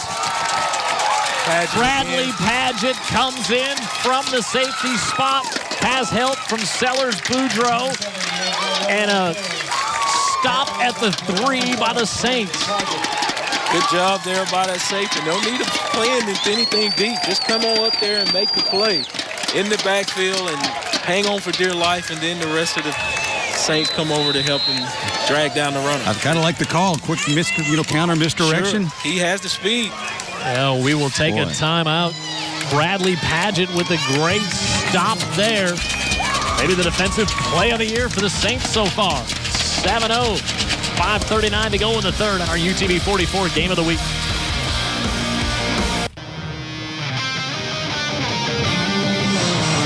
Hey, we were just talking about it. Yeah, I mean, I love the call. The offensive call by Vigor on that play to pitch it to D'Angelo Miller on the misdirection. Hadn't seen it all night, but Bradley Padgett, he just made a heck of a football play. He stood his face in there and did what he's supposed to do. They come back here and trying to get out of the end zone, and Huff will not do it. That's going to be a safety. The Vigor Wolves come up with a safety, and their defense answers right back, and now they're going to have great field position as that one with some misdirection in the backfield as well, Pat Greenwood. Well, there are no hanging heads on the Vigor sideline. In fact, just before that safety, I was commenting that the Vigor defense in the huddle during the timeout was very animated, gesturing to the crowd, saying, let's get behind us. And I tell you what, the defense for Vigor really stepped up, and boy, do they need that right now. Boy, the safety, you just don't see that before. That is just such a momentum changer for a football team. Sure. They clock it. That could be demoralizing to a team, and that could be just the thing that Vigor team need to get a spark. This defense, they've got some pride about themselves, and they believe in themselves, and as you see it, evident right there.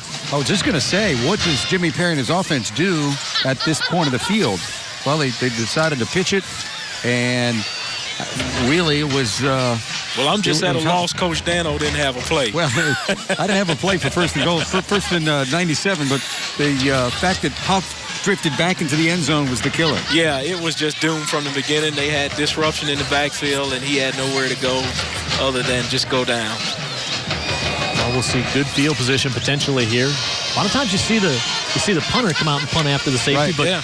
Wildrot with a big leg that we've witnessed a couple of times tonight is going to try to boom this one. We have.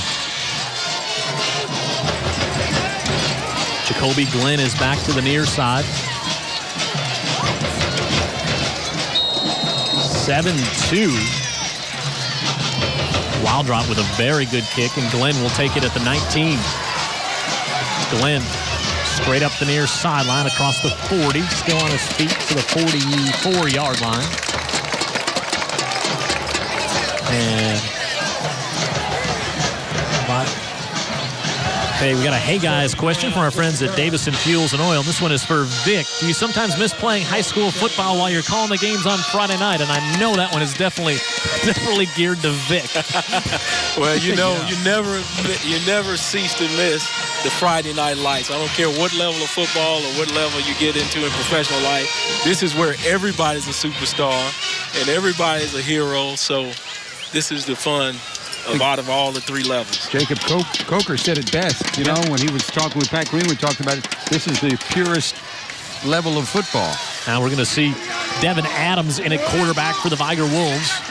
First time he's coming in tonight. He is more of the passer than more. And over the middle, and he's able to get that one off to Kyles, the big tight end. And Kyles inside the 20, inside the 10, and it's going to be first and goal Wolves. Well, Dano talked about him early in the game, being athletic, a big guy that can catch the football and played a lot of different positions for him. Well, they got him in a good position right there, and you said this is the passing quarterback. He stands in there and just delivers a strike right to him, and big tight end catches it and heads upfield. That is a big tight end. No quit in St. Paul's. They chase him down to save a touchdown and get to play another down. Kyles is still down at the end of that play. Devin Adams, the quarterback that came in a sophomore, he's now 12 for 25 on the year. He's thrown a couple of touchdowns. I think that's who they started the season with, I believe, the quarterback. And you can see the arm strength he's got. And thank goodness that Kyles is up. Look at the size of this guy. He's played guard, tackle, defensive end, and he's settling at tight end now. Well, and that's where he's probably going to play at South Alabama, where, as you and I know, Jim, they run everything through and behind the tight end at South. Yeah, Joey Jones says as important a position as we have on the offensive side of the football. So he's going to be he's going to be a big contributor once he gets to campus. And they're going to be happy to have him. That's a talented kid. They don't want him. They're telling St. Paul's defense, don't hurt him, please. They marked him at the 11, so first and 10 from the 11, and Adams stays in at quarterback, and he's got Miller behind him. And he's got all the confidence in his head. Looking to throw again. Looking to the near side as he tries for Stafford. And Stafford cannot come down with that one. Good coverage back there. Jalen Green. Green 5'11". 140 pounds going up against the 6'4", 170-pound Stafford. Yeah, they definitely were just going for the end zone there. They had trips to the left and everything wide, and you had the passing quarterback in there. Yeah, what they were trying to do is get all the attention going over there with the trips and single him up over there with that corner. And they did. Yeah, and got what they want, just didn't get the touchdown. Second and 10. Well, they didn't run it in last time, so they're going to go the passing route. Looking over the middle, they wanted Nesby. He's being wrapped up. Drop. That is Xavier Carmichael coming in to get the sack on Adams. You know, St. Paul's, everybody on this team has played well, but they have got some really good linebackers.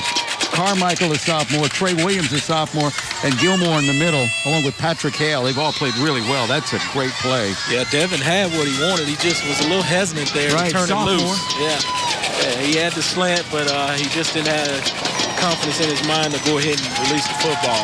Third and 11. Adams looking to the far side, and that was incomplete. Some miscommunication as he was trying to get in a chance and threw it over his head. Yeah, they kind of did a little short wheel route there to confuse the defensive back, kind of trying to do a little pick, but neither one of them were home in the right area. The quarterback just kind of threw it out there, and just like you said, it was some miscommunication. Those two are going to be throwing it to each other a few times over the next few years for Vigor. I think so, because that kid does have an arm. Yeah, 4th and 11 for the Wolves. They can get it down to the 1 for a first down. Yeah, looks like at least a 1 or 1.5. They can get a first down, but I'm sure they'd like to have a touchdown right now. Stafford again to the bottom of the screen. Looking over the middle, fired up, and touchdown Wolves. Yeah, he had that same route the first time. Was it second or first down, Dan? First down. First down, and he just didn't have the confidence to let it go, but this time he does and lets his receiver go up and make a play, catch it right in his hand. Take that back. It was second down. First down, they went to the corner, but you're right. Devontae Nesby able to come up with a reception, his 3rd of the year. And the senior has a touchdown, and just like that, Vigor has their first lead of the night. St. Paul's have done so many things right tonight, but, you just cannot give the Vigor Wolves an inch. And that safety has propelled them to a short field, and now the lead. And now Vigor's going to have to burn a timeout, trying to get the PAT team on the field. Ooh, that's a tough one to burn. Yeah, not in this position you wanted to do that, and especially in a game like it's going. You like to save your timeouts just for in case what can happen in the 4th quarter. But, not being on the same page, had to burn it right here. Don't want to miss the opportunity to get the points while you're down here. 8-7 our score pending a PAT. It was 7-0 at the half. After Jordan Huff, 80-yard touchdown run in the first half was all the offense we had for St. Paul's. In the second half, St. Paul's comes up with a stand after 1st and goal for the Vigor Wolves. As we look at the touchdown again, Nesby goes up and able to haul that one down for the touchdown, and Pat Greenwood was right down there in the end zone. Yeah, and it's amazing what a couple of passes can do to loosen up that St. Paul's defense, because here on the sidelines, I don't know how it looks up where you guys are, but here on the sidelines, Vigor has a size advantage with the receivers versus the DBs. One of those things that we've been saying all night, if you put it up there, we might have a jump ball situation. They finally have a guy that's able to get it downfield. Makes a world of difference for this offense. It's really changed things around and changed the complexion as well. And Marlon Moore going to try the PAT, and Nesby's going to try it, and Marlon Moore will hold. And take a look at this as you got Darius Philon now at center, snapping this one. And they're going to look for the fake, and Moore looking to the near side for McCants, and it's knocked away. In his hands, just didn't pull it down. Yep, counter back there with good coverage, so it's 8-7. A 1-point game here with 4 minutes to go in the third. It's the game of the week, and it's a great one in 5A tonight here on UTV 44.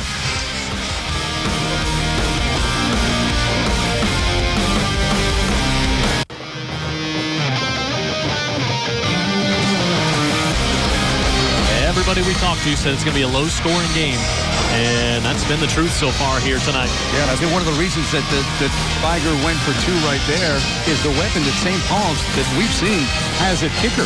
Yep. You've got a guy, Waldrop, that can drill it. Now, you're up by 1 or 2, really doesn't matter. Sure. You're up by 3, Waldrop hits one at the buzzer, and you go in overtime. Overtime, yeah. So I think it made sense there, Jim, regardless of the quality of the kicking game for Vigor, that they went for 2 there, because I don't know that we're going to see a lot of more scores on the board anyway. And sure, he's got the athletes. He's probably, the chances are better that he'd make the catch. Right. Over the shorter, smaller team. Towner takes this one at the 10. Got Jordan Huff out to block for him. Gets a block from Huff, and Towner turns the corner. Towner at the 40, and he's knocked out of bounds at the 45. St. Paul's with a short field again. Good job by Jordan Huff delivering the block there on the near side. We saw what happened when they didn't have a short field. They got a safety. So you don't want to be back there again. No, they decided to put Towner back there, and he turns the jets on and gets around the corner, making his uncle Herman Towner very happy there to see his nephew scatting around the end, getting positive yards for St. Paul. All the way up to the 48-yard line. St. Paul's got to get a little they got a little momentum mojo going back here. Yeah, yep. It all starts with Huff. Yeah, and they line him up with the Wildcat, wraps him to the bottom of the screen. Low snap. Huff picks it up. Now makes a move in the backfield and was able to get free out across midfield as JaMichael Winston was back there, but Huff Boy, that looked like that was going to be a big loss to start it. You're back there after a low snap, and Jermichael Winston is in your face mask. Yeah, you get the snap and look up, and there's Big Winston. Your odds at that point are very poor. So it was a little bit of magic by Huff just to get any positive yardage out of this. Watch H show up in the picture. Yeah, he's like, oh, goodness. Messing with Sasquatch again. That kid's going to come. He's going to make a lot of plays in college, too, don't you think? Sure, no doubt. Now trouble again with the snap, and this one picked up by Brabston, and Brabston's going to have the first down to the 39. Yeah, Vigor's all in the backfield with the low snap, but just not making the tackle once they get back there. You must keep your head up and looking at the ball carrier when you are attempting to make a tackle. You cannot duck your head. Bradley Padgett now doing double duty at quarterback? Yeah, I think you're right, Dan. I think he just came in as we look at the Toyota Spring Hill Toyota scoring summary. 3 plays, 56 yards, a minute 26. I think Padgett and Brabston were competing for the job before the season. Jordan Huff strings this one out to the right side and tries to get back to the line of scrimmage and actually loses a yard. I think it was Vigor that was stringing it out, and Jordan Huff trying to find somewhere to cut. Yeah, that time it was Filing doing his job, staying on the end, and Coach Stevenson told me he'll play him all over the field. That time he was out wide as an end, so he turned it back in. These guys have got, just doing a fine job of maintaining the gap integrity and the edges, just turning the football back in where they know there's 10 other guys to help them make a play. 2nd and 12.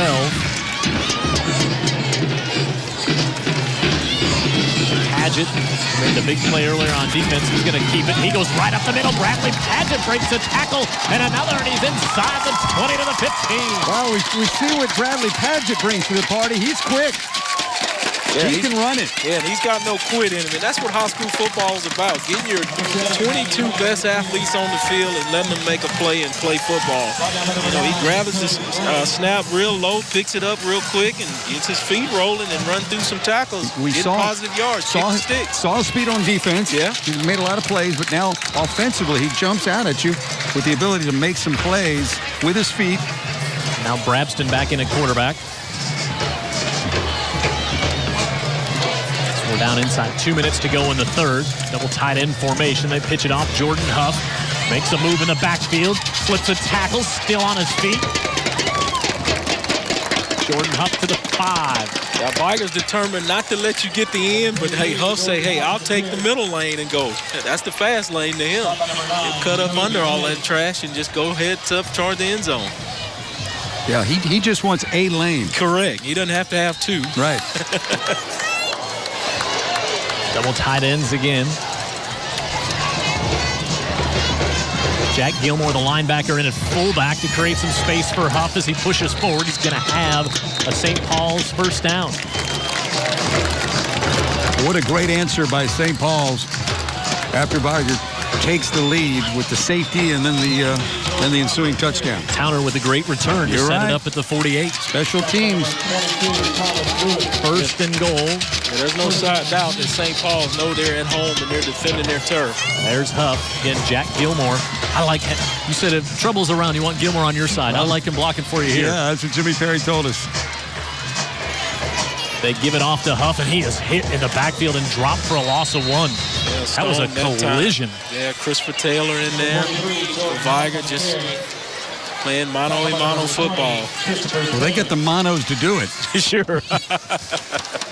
Their monos are bigger than the St. Paul monos. Yeah. But if you look at the scoreboard and kind of look at the stats, you couldn't tell. Great game. St. Paul's is standing in there with these big guys. Really great game. Loss of 1, so 2nd and goal from the 4. David is not afraid of Goliath. And this one on the ground and picked up by Taylor. Wow, the penetration blows that one up, and Taylor comes up with a loose ball, but I think they're going to say it was down. Wow. I thought he was up all the way. That's going to be a question, I'm sure. The ball was down on the ground. Wow. Was the carrier down? Taylor almost went. I mean, Taylor was close to taking that thing back. Yeah, it was going to go to the house if he didn't get tripped up there. Good job by Brabston to bring him down, but we only have that thing so many I'd like angles. to take another look at that one. We'll do it when we come back here to start the 4th. It'll be 3rd and goal from the 8. Wow. A lot of times we say it's the game of the week. I'm telling you, this is the game of the week. We're here at St. Paul's, 8-7. Vigor with the lead as we go to quarter number 4 after this. Probably it should have been a turnover. It should have been Wolves' ball. Yeah, right. And they come away unscathed. Yeah, justice is kind of served here. The Wolves get it back, and the Saints will have to try and do it another way. But, I think Vic, kid's got the leg, but it's still a high school kicker. Sure. Those guys are just not as precise as the next level. No, not going to be a constant. Adams still a quarterback and gives this one off to D'Angelo Miller, who goes up the right side. Well, with Adams at quarterback, you've given that St. Paul secondary something else to think about, haven't you? Sure. You can't just put 8 of them in the box now. No, you can't, and that's going to allow Miller to find more lanes as the safeties are back and concern themselves with the possibility of play action. Trey Williams coming up with a big hit at the end of that one. Pickup of 8, so 2nd and 2, and Miller out to the 31-yard line. That's going to be good for a Vigor first down. Back to Coach Stevenson's game. I was going to say, this is exactly what the Wolves want to do. Yeah, he'll be glad to chomp on the clock a little bit and let it come down to the last minute. And you talking about back in high school football. Can y'all just smell the grass? You really can. You really can. Oh, yeah. That makes me feel like I need my helmet, guys. I smell something. This has been a great night at St. Paul's. Well, 2 teams that haven't quit, too, for sure. First and 10. I didn't expect nothing else. The middle. Miller across the 35. Miller's getting a little bit of swagger by himself. He's hitting it up in there, a little bit more authority now. He's seeing some holes, and he's putting his foot down and trying to hit the accelerator, Dan. You might see this defense of St. Paul's begin to tire a little bit as Vigor has had, a lot more possession here in the second half than they did in the first. Sure. And, those big guys get heavier and heavier. Either they get tireder and tireder or they get heavier and heavier. 2nd and 7. Miller on the right side. And he's across the 40. It's going to bring up 3rd and short, which Vigor has not had the pleasure, if you will, of having many 3rd and shorts here tonight. Okay, I'm just going to get crazy here. And if Vigor wants to get a little cute here, they've got those big receivers and they got a quarterback they can throw, and you're going to have St. Paul's trying to stop a 3rd and short. Just a thought. Just a thought, huh? Well, let's see if Coach Dano's in there. Got the frequency of the coaches over there again. Stafford to the bottom of the screen. They give it off to Miller. He's hit and stopped. Great penetration. By the Saints. Yep, that was Forrest Walker, the first one in. Stood up and shut the door hard and slammed it on that 3rd and short. Nice play. I can tell you had one-on-ones on the outside, though, if they wanted to go that way. All right. You've been moving the ball down the field here, 4th and 3 from your own 39. And I'm sure he's going to punt it. Yeah, Coach Stevenson likes to hold that little thought there and then rush the punt team out there. Plenty of time on the play clock. Get the punt off at 10 seconds. Kylan Towner back at the 25.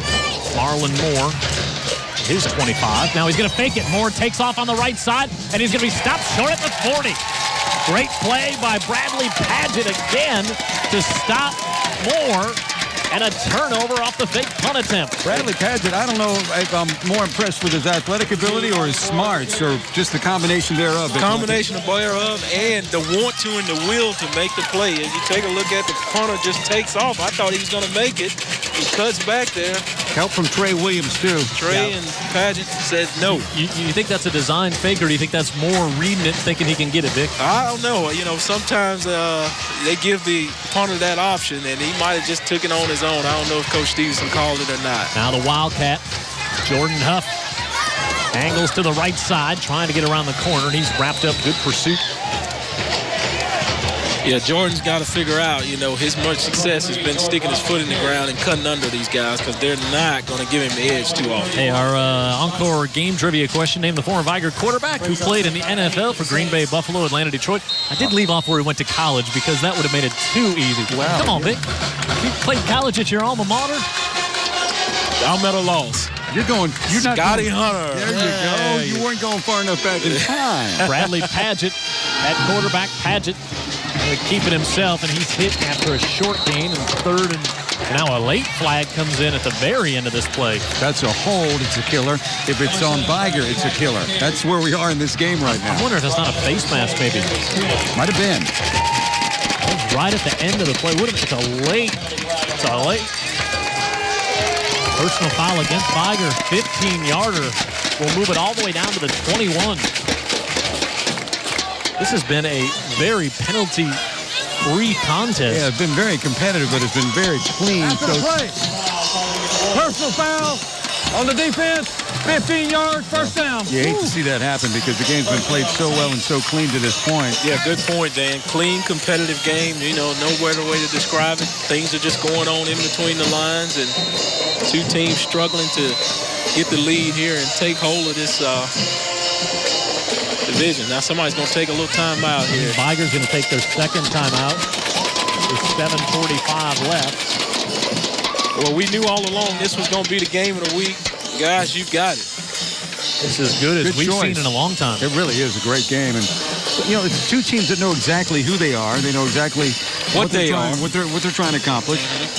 And they know each other, too. There's not a whole lot of secrets between the red team and the white team since they're in the region and competing for the championship every year. I do think there is a ton of respect between these two schools for each other on the football field. Again, it's kind of a new rivalry. They played 5 times. St. Paul's won 3 of the 5, but because, St. Paul's was 3A for a while, then 4A. Bob Rutledge, former headmaster here at St. Paul's, and nice to see his first football coach at St. Paul's. His initials there in the end zone, Pat Greenwood. Yeah, he's the guy that really built everything. It was the vision for everything we're seeing here at E. Delaney Stadium and the athletic complex in general. You know what? Everybody would love to have him here, but he's got a great seat to watch this one, doesn't he? He sure does. So 1st and 10 from the 21. Well, you're talking about two teams and two programs. Vigor traditionally has been a championship team and won many state championships, and St. Paul is trying to build that type of tradition, and they've got quite a few wins, just hadn't got to that championship level, trying to take that next step to get there. And they're putting together some teams these days to do that. I think Vigor just used another timeout. You know, when you drive down here from the top of the hill at the school and you come up on E. Delaney Stadium,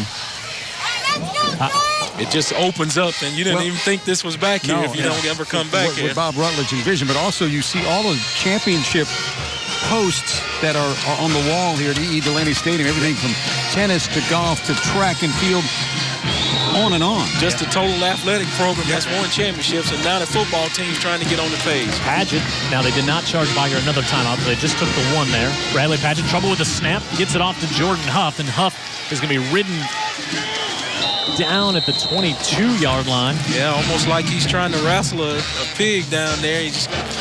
Huff refusing to go down and keeping his legs moving. Deshaun Davis hanging on for dear life there, huh, Jim? Yeah, 2nd and 10. St. Paul's had a lot of trouble with the snaps. Yeah, it's bad. You can't have a missed half step against this Vigor defense. Bad snap is going to equal quick penetration against Vigor. Or a fumble and they going the other way. Yeah, you're right. Out of the shotgun, Bradley Padgett takes the snap, gives it off to Huff. Huff on the left side, and Jordan Huff to the 15-yard line. Yeah, that's where his success is going to be. They're going to make you cut up under him. Chris Taylor out there setting the edge, and Huff is good about sticking his foot in the ground and going up under him, getting some positive yards. You take a look at him there, going around that left end. You're going to see 20 sitting in the corner out there, and then he comes under it. Now we'll see the big package. Jack Gilmore coming in at fullback again, and Will Brabston back at quarterback on 3rd and 4 for the Wolves and for the Saints, and again trouble with the snap. Yeah, almost Cowboys-esque as Romo had this past Monday night. Going with the Saints here, having the same problem. You got 4 new starters on that offensive line, by the way. And they're going to depend on the kicker to pull this one out of the fire, at least at this point. Yeah, again, almost the same as last time. This one from the left hash. This one will be from 36 yards. Wild drop 0 for 2. Almost looks like the same distance, Jim. Yep. Wild drop. This one is good. Good for another 10 yards, huh, Dan? At the angle better. That's a pressure kick right there, Jim.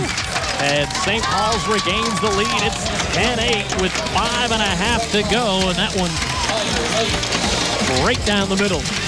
St. Paul's back on top. A lot of football left. Stick around. This makes a difference.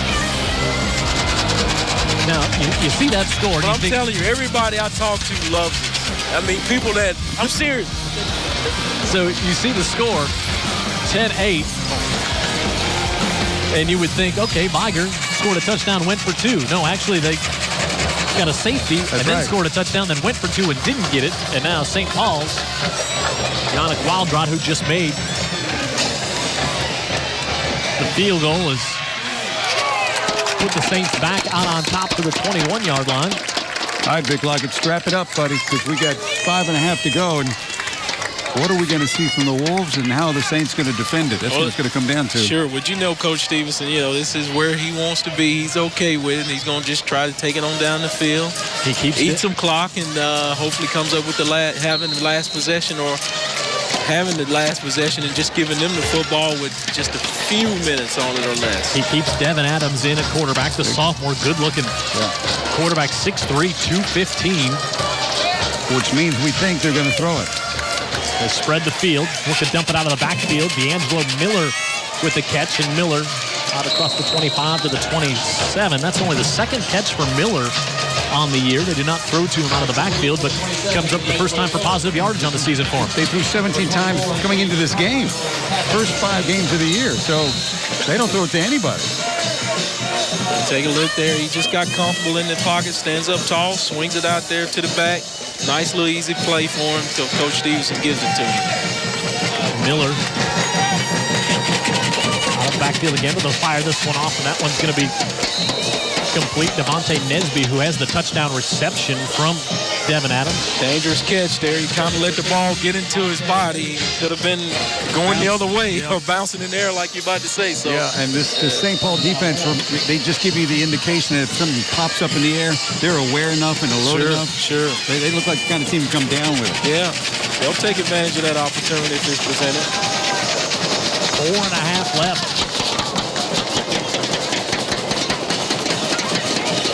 Adams looks to the far side, able to get that one off, and that's Rodney Stafford. Stafford to the 36-yard line.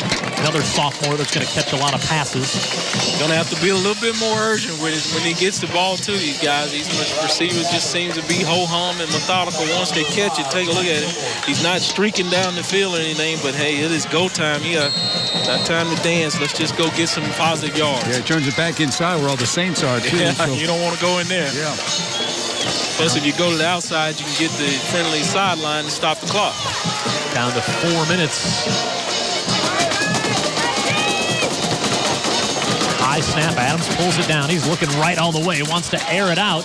Looking for Sherman Fritz. And Fritz cannot come down with it. And we'll bring up 3rd and 8. Runs right into Coach Stevenson over there. He helps him up and says, get back in there, son. I need you on this down.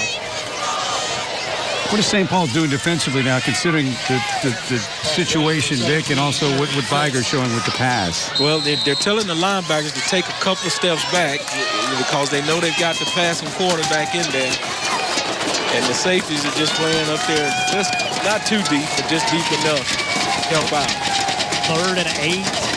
Adams again looks to the right side, fires that one off, and he's got it complete, but short of the first down as he's able to get Keontae McCants. Good, strong pass. He stepped in, and that ball traveled a long distance. Didn't die on him, but got just enough there to get close to the sticks to kick it. All right, so 4th and 2 from the 43. Wow. Vigor has 1 timeout remaining, and we're down to 3:15, and they're going for it. Hey, Dan, that 1/10 of a second kind of makes you have a sense of urgency when you look over there. It does. You know you got 3 minutes, but that other 1/10 of a second there makes you feel hurried. Right. 4th and 2. Loud at St. Paul's. Adams looking over the middle, dumps it off. He's able to get it complete.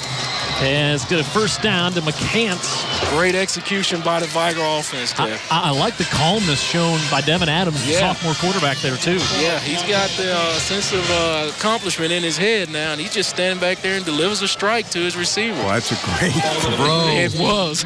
7 for 10. The corner and the safety, and man, oh man, the Vigor's got something going now. 4th down, you're right, Jim. What a could have been the game. Sign of composure by the young QB. 7 of 10 for 87 yards for Adams as he's coming to replace Moore. Snap up over his head, but D'Angelo Miller is right there to pull it down, and Miller's going to end up picking up 2 on that play. Wow. Well, you talk about being aware when the ball's in the air. Miller shouldn't even be looking for the ball right there. And good thing for Vigor that he's not only aware to grab it, but he's then athletic enough, a good back. Look at that. Great play by Miller. Just catches it clean out of there and just goes forward to get some positive yards. Miller's 6'3", and that one was, he could have been 7'3", and it wouldn't have mattered. It's way up there if it gets over him, my Jim. 2 minutes left. Adams floats to the far sideline, and that is incomplete. McCants. Wow, he made every effort to keep his feet in, huh, Jim? He really did. He has done that drill 1,000 times and was trying to stay in and use those big, long arms to pull it back. Let's see the replay here. See if we could second-guess the Zebras. No, he's out. Yeah, he's got one foot in and one out. And one reason you knew he was out, because it was on the Vigor sideline and they weren't up in arms. Yeah, You could tell that they knew. So now we got 3rd and 9 with 1:54 left. Again, Vigor just has 1 timeout remaining. A completely different team with Adams at quarterback as they try to throw their way back into a win. 3 receivers to the bottom of the screen. Adams dumps it out of the backfield. D'Angelo Miller with the reception. Miller to the 30, and he's going to be very close to the 1st down. He is real close, and he gave up everything he had to challenge the yardsticks. Pat Greenwood is right there. Yeah, he's going to be a little short, but I'll tell you what, I don't know if it's translating up there. These hits on the field are unbelievable. It's been that way since the 1st quarter. Very clean on both sides of the ball. Nothing vicious by any stretch. But, I mean, these guys are getting after each other. Yeah, no, we can tell. Yeah. I mean, it's unreal. I've got blood on my shirt. I believe it. So from the spot here that we look at this side, he's definitely going to be short, but they do measure. Well, last week we were at a game, and, the team didn't seem to have a 2-minute offense, and I was talking with Coach Stevenson about that, and he says, oh, yeah, we definitely have our 2-minute offense practiced every day, and you could tell right here that this guy, apparently, the backup quarterback, runs it, and he has no, he's not in a hurry mode. He's just, ho-hum, let me get up here, get these guys set, and I'll deliver the football to the open man. And that was a good call underneath to Miller, who was able to, St. Paul's kept it all in front of him, but Miller's effort almost got him the 1st down. 4th down, and they stay in the passing situation, spread the field. Miller in the backfield. We thought maybe they'd run in Marlon Moore and come back to the running game. They stay in the passing formation. D'Angelo Miller. If I know Stevenson, I would think he'd run it here. I don't know if he put it in the air. Adams looking. Feeling pressure. Adams steps up, floors this one over the middle, and it's complete inside the 15. 1st down. Wow. The sophomore showing a ton of poise on this drive. Yeah, poise is one word. And another one that belongs in the locker room comes to mind, too.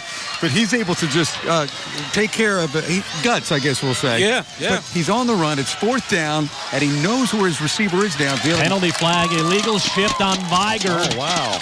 That'll negate the 1st down. Holy smokes. What a play, though. He has pressure on him, and he knows he's got his receiver over the middle. Makes the throw. I didn't even see the flag. It was I didn't either. Right in front of the Vigor bench on the far side, and so it's going to be 4th and 5.5.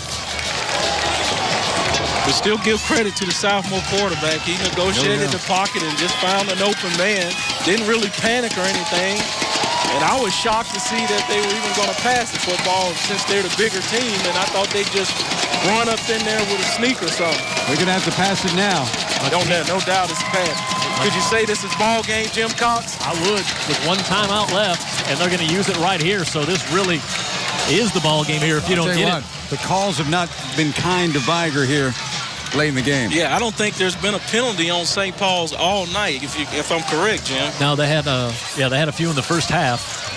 But the fumble was one. The 15-yarder, and not to say it didn't happen, but the 15-yarder got St. Paul's closer to field goal range. Mm-hmm. And then, of course, down here, Vigor gets the first down, but it comes back. And again, not to say that these weren't violations, but it's been tough on the Wolves. Hey, let's take a look at our Scholastic athlete tonight.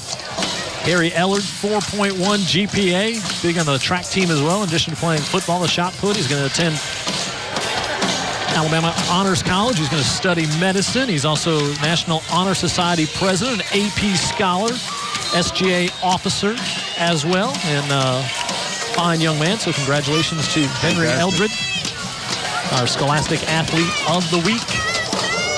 Well, one thing we can say here, it's fourth down. Vigor's shown that they can throw it with Adams. Adams has shown that you can trust him on fourth down. Sure. And you've got some receivers out there, weapons that we didn't even know were on the field in the first half. Absolutely. And I know our viewers at home can hear this crowd. He's not getting an ovation. He's getting the noise to rattle the sophomore quarterback, but they're not successful in the pass. 4 receivers. St. Paul's bringing heat. Miller in the backfield. High snap. Evans pulls it down. Fires it over the middle. Incomplete. Yeah, he threw it to him, but it was behind the receiver. He's trying to get the back out the backfield, but coverage was there, and the ball was behind him, just wasn't connecting there. I think defensively, Jim, St. Paul's brought some people that time. They were not going to just let Adams sit back there and find people. They wanted to at least disrupt him a little bit. Yeah, I think they showed heat, and then they sugared back out of it. Yeah, exactly. They did. They dropped back out as Patrick Hale was looking like he was going to shoot on the right side and then drop back into coverage, and that's right where that pass that was intended for Jacoby Glenn, who they moved over from the defensive side to put there and lined him up in the far slot. Well, I think even just showing of the pressure brought them pressure because Vigor offensively. Mentally and nothing else. Yeah, they were kind of out of things a little bit offensively along that line with assignments. And a high snap. Now, Jordan Huff on the right side, and Huff goes up and he's pushed out of bounds, which is exactly what St. Paul's did not want to happen.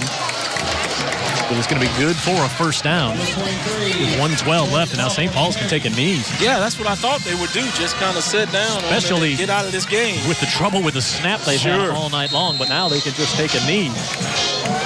What a game. The victory formation forthcoming for St. Paul's.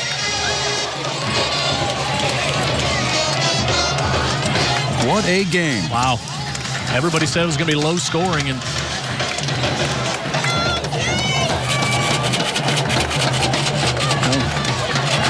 I think we're looking at two of the best 5A teams in the state right here. I don't think that's a stretch. So, yeah, no doubt. Definitely one of the class of this division down here for sure. 2 of them, I should say. Yeah, I agree. So,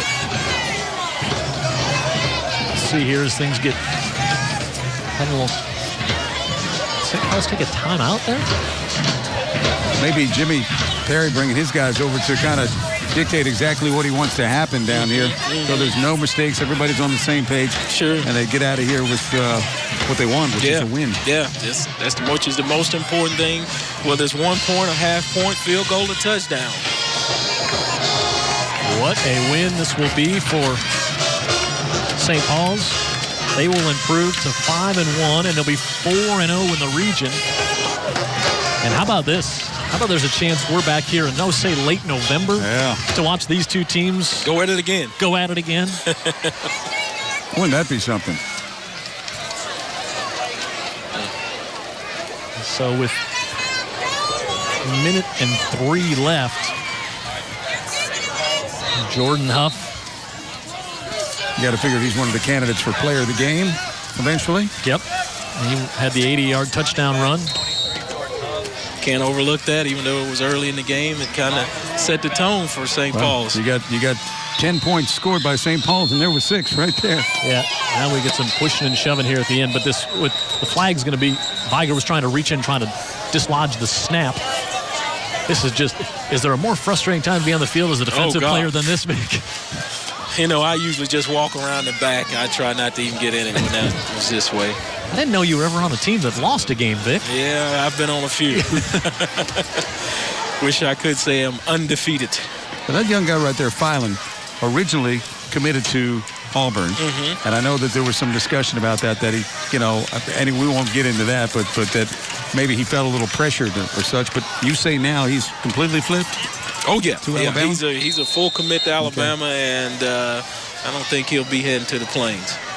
And we're glad to have him. Heck of a football player, and we'd love to have a couple others over there, I'm sure. Vic Lockett making friends in Opelika every time he speaks his mind. Lee County Citizen of the Year. I keep the windows up when I go through there on the way to Atlanta. Will Braxton. The big, I think Casher moved a little bit, right? Yep. Yeah, he's ready to go home and get his steak, I'm sure. Hard-fought victory against these big boys at Vigor. I think Casher's ready to get his 2 steaks. He comes back for second even on the steaks, huh? This last 37 seconds here. Okay. Casher looks like a 2-steak, twice-baked potato guy. 2 twice-baked potatoes, sure, maybe. Right. What? Take a look at our total yardage in this game. St. Paul's 164 yards, 221 for Vigor. In this one, we talked about the great defenses. We've seen it. Yeah, I mean, Snap. Got a false start on the offense. Still second down. I think if you're Vigor coming into this game and say we're going to hold them to 10 points before the game, you'd like your chances to win. Sure. Win the game close. Yeah, that's Coach Stevenson's game. I'm sure he wanted to just grind it out here and let it be a play or two at the end that separates them. It was. I mean, they. But unfortunately, it wasn't him. Right. But they made some big plays down the stretch. Yeah, it shaped up to be his game, but just didn't finally end up such way. Jimmy Perry looked there and snap, exchange, Jim. Yeah, but I think the ball. There's a flag. Vigor has been in there trying to kind of knock the ball away at the snap. Mm-hmm. And we've got G. Walker is down. Vigor player is extremely upset about it. Yeah, and there's another flag.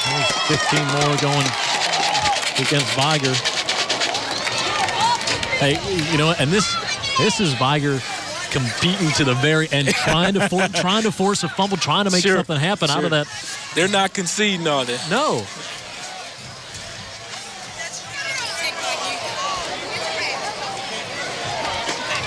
Saints just got to keep their composure, hit a knee.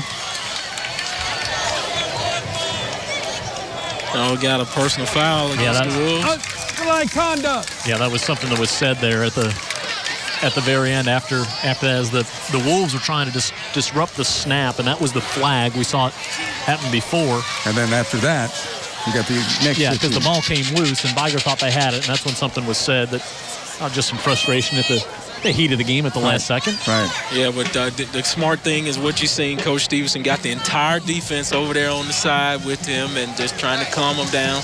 Probably going to make some changes and get some of the starters out that have been out there fighting all night and put some of the backups in just to close this thing out, get on the bus, go back to Pritchard, and regroup for next week. Couple of big plays by St. Paul's. And then you guys said it all night. That was going to be the difference in the game. Yeah. Vigor just totally backs away from the snap and says, we'll see you later. Yep. Everybody says, hey, I'll see you later. They might see each other later. I like a late November rematch between these two.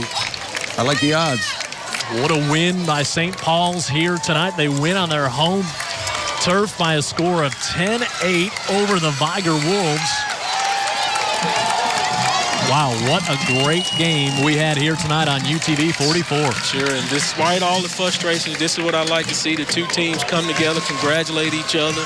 And, you know, they're probably saying to each other, this is what Jim's talking about. I'll see you guys in the playoffs. Yep, and that could really happen, y'all, the way this thing, are we going to see any better 5A teams than these two this season? Yeah, you might see a flip-flop in the rankings as well. You might see St. Paul's vault up to maybe a number 4 and Vigor fall down, but Vigor's still going to be ranked even though they better be. Yeah, they're 4-2. They better be ranked. What a great game here tonight. A defensive struggle, two of the best defenses in 5A, you can say for sure, and two of the best defenses we'll see on TV all year here. And it was after a timeout, Jim. You made the good call. After a timeout, they come out with the first time with Jordan Huff in the Wildcat, and they're able to make a big play against that Vigor team and get the big run for the touchdown. And scores were going to be so precious tonight. Huge play. Let's go down to Pat Greenwood. Pat. All right, thanks, guys. Coach, can you take many more of these? Oh, I tell you what, as long as they're wins, we can take them. Very, very proud of our football team. Fought through a lot of adversity tonight. Can't say enough about our defense. Our defense played outstanding. Just kept turning them back time and time again. Real proud of our field goal kicker coming through and kicking that was a big one in the end for him. Yeah, talk about pressure on that kick, right? Yeah, there was a lot of pressure. There's pressure on the one before that, but he came back and made that last one. That was a big one. If I told you that you're going to score one offensive touchdown and you're going to win the game, would you believe me? No, but I'd have took it. But you're going to see these guys again. Don't you feel pretty confident? Great football team, great football team. So they'll just make us better. Absolutely. Hey, congratulations, Coach. We appreciate it. And, guys, again, we talked about that Vigor defense coming in. They were as advertised. Yeah. St. Paul's defense, we didn't talk a lot about. We will now. Yeah, they don't give up a lot of points. They only had the one bad, how's Fairhope put 49 up? That's the question. Well, the talk was from the St. Paul's camp that they crossed the bay and they just weren't into it. They kind of showed up halfway through the dance. So here's our player of the game nominations for tonight's contest. We've got Jordan Huff, Devin Adams. That should be Bradley Padgett. We've kind of combined Bradley Padgett and Patrick Hale. Sure. We've combined the two. They both played well, but we'll go with you can't lose with any three of those guys. And they played a well of a game. Padgett was good both sides. Sure. Yeah. So log on to the UTV 44 after tonight's game, and you can vote for the player of the game. And wow, what a contest we had here tonight. We thought it'd be a great one, and it certainly lived up to the billing. So our final score here tonight: 10-8. St. Paul's gets the win. They are 5-0 on the year, 5-1 on the year, 4-0 in the region. Vigor now 4-2 and 2-1 in the region. So for Pat Greenwood down on the sideline, Jared Kihas in the truck, Vic Lockett, Dan Brennan, I'm Jim Cox saying so long from E. Delaney Stadium, where St. Paul's gets the win over Vigor tonight in a clash of 5A Titans here on UTV 44.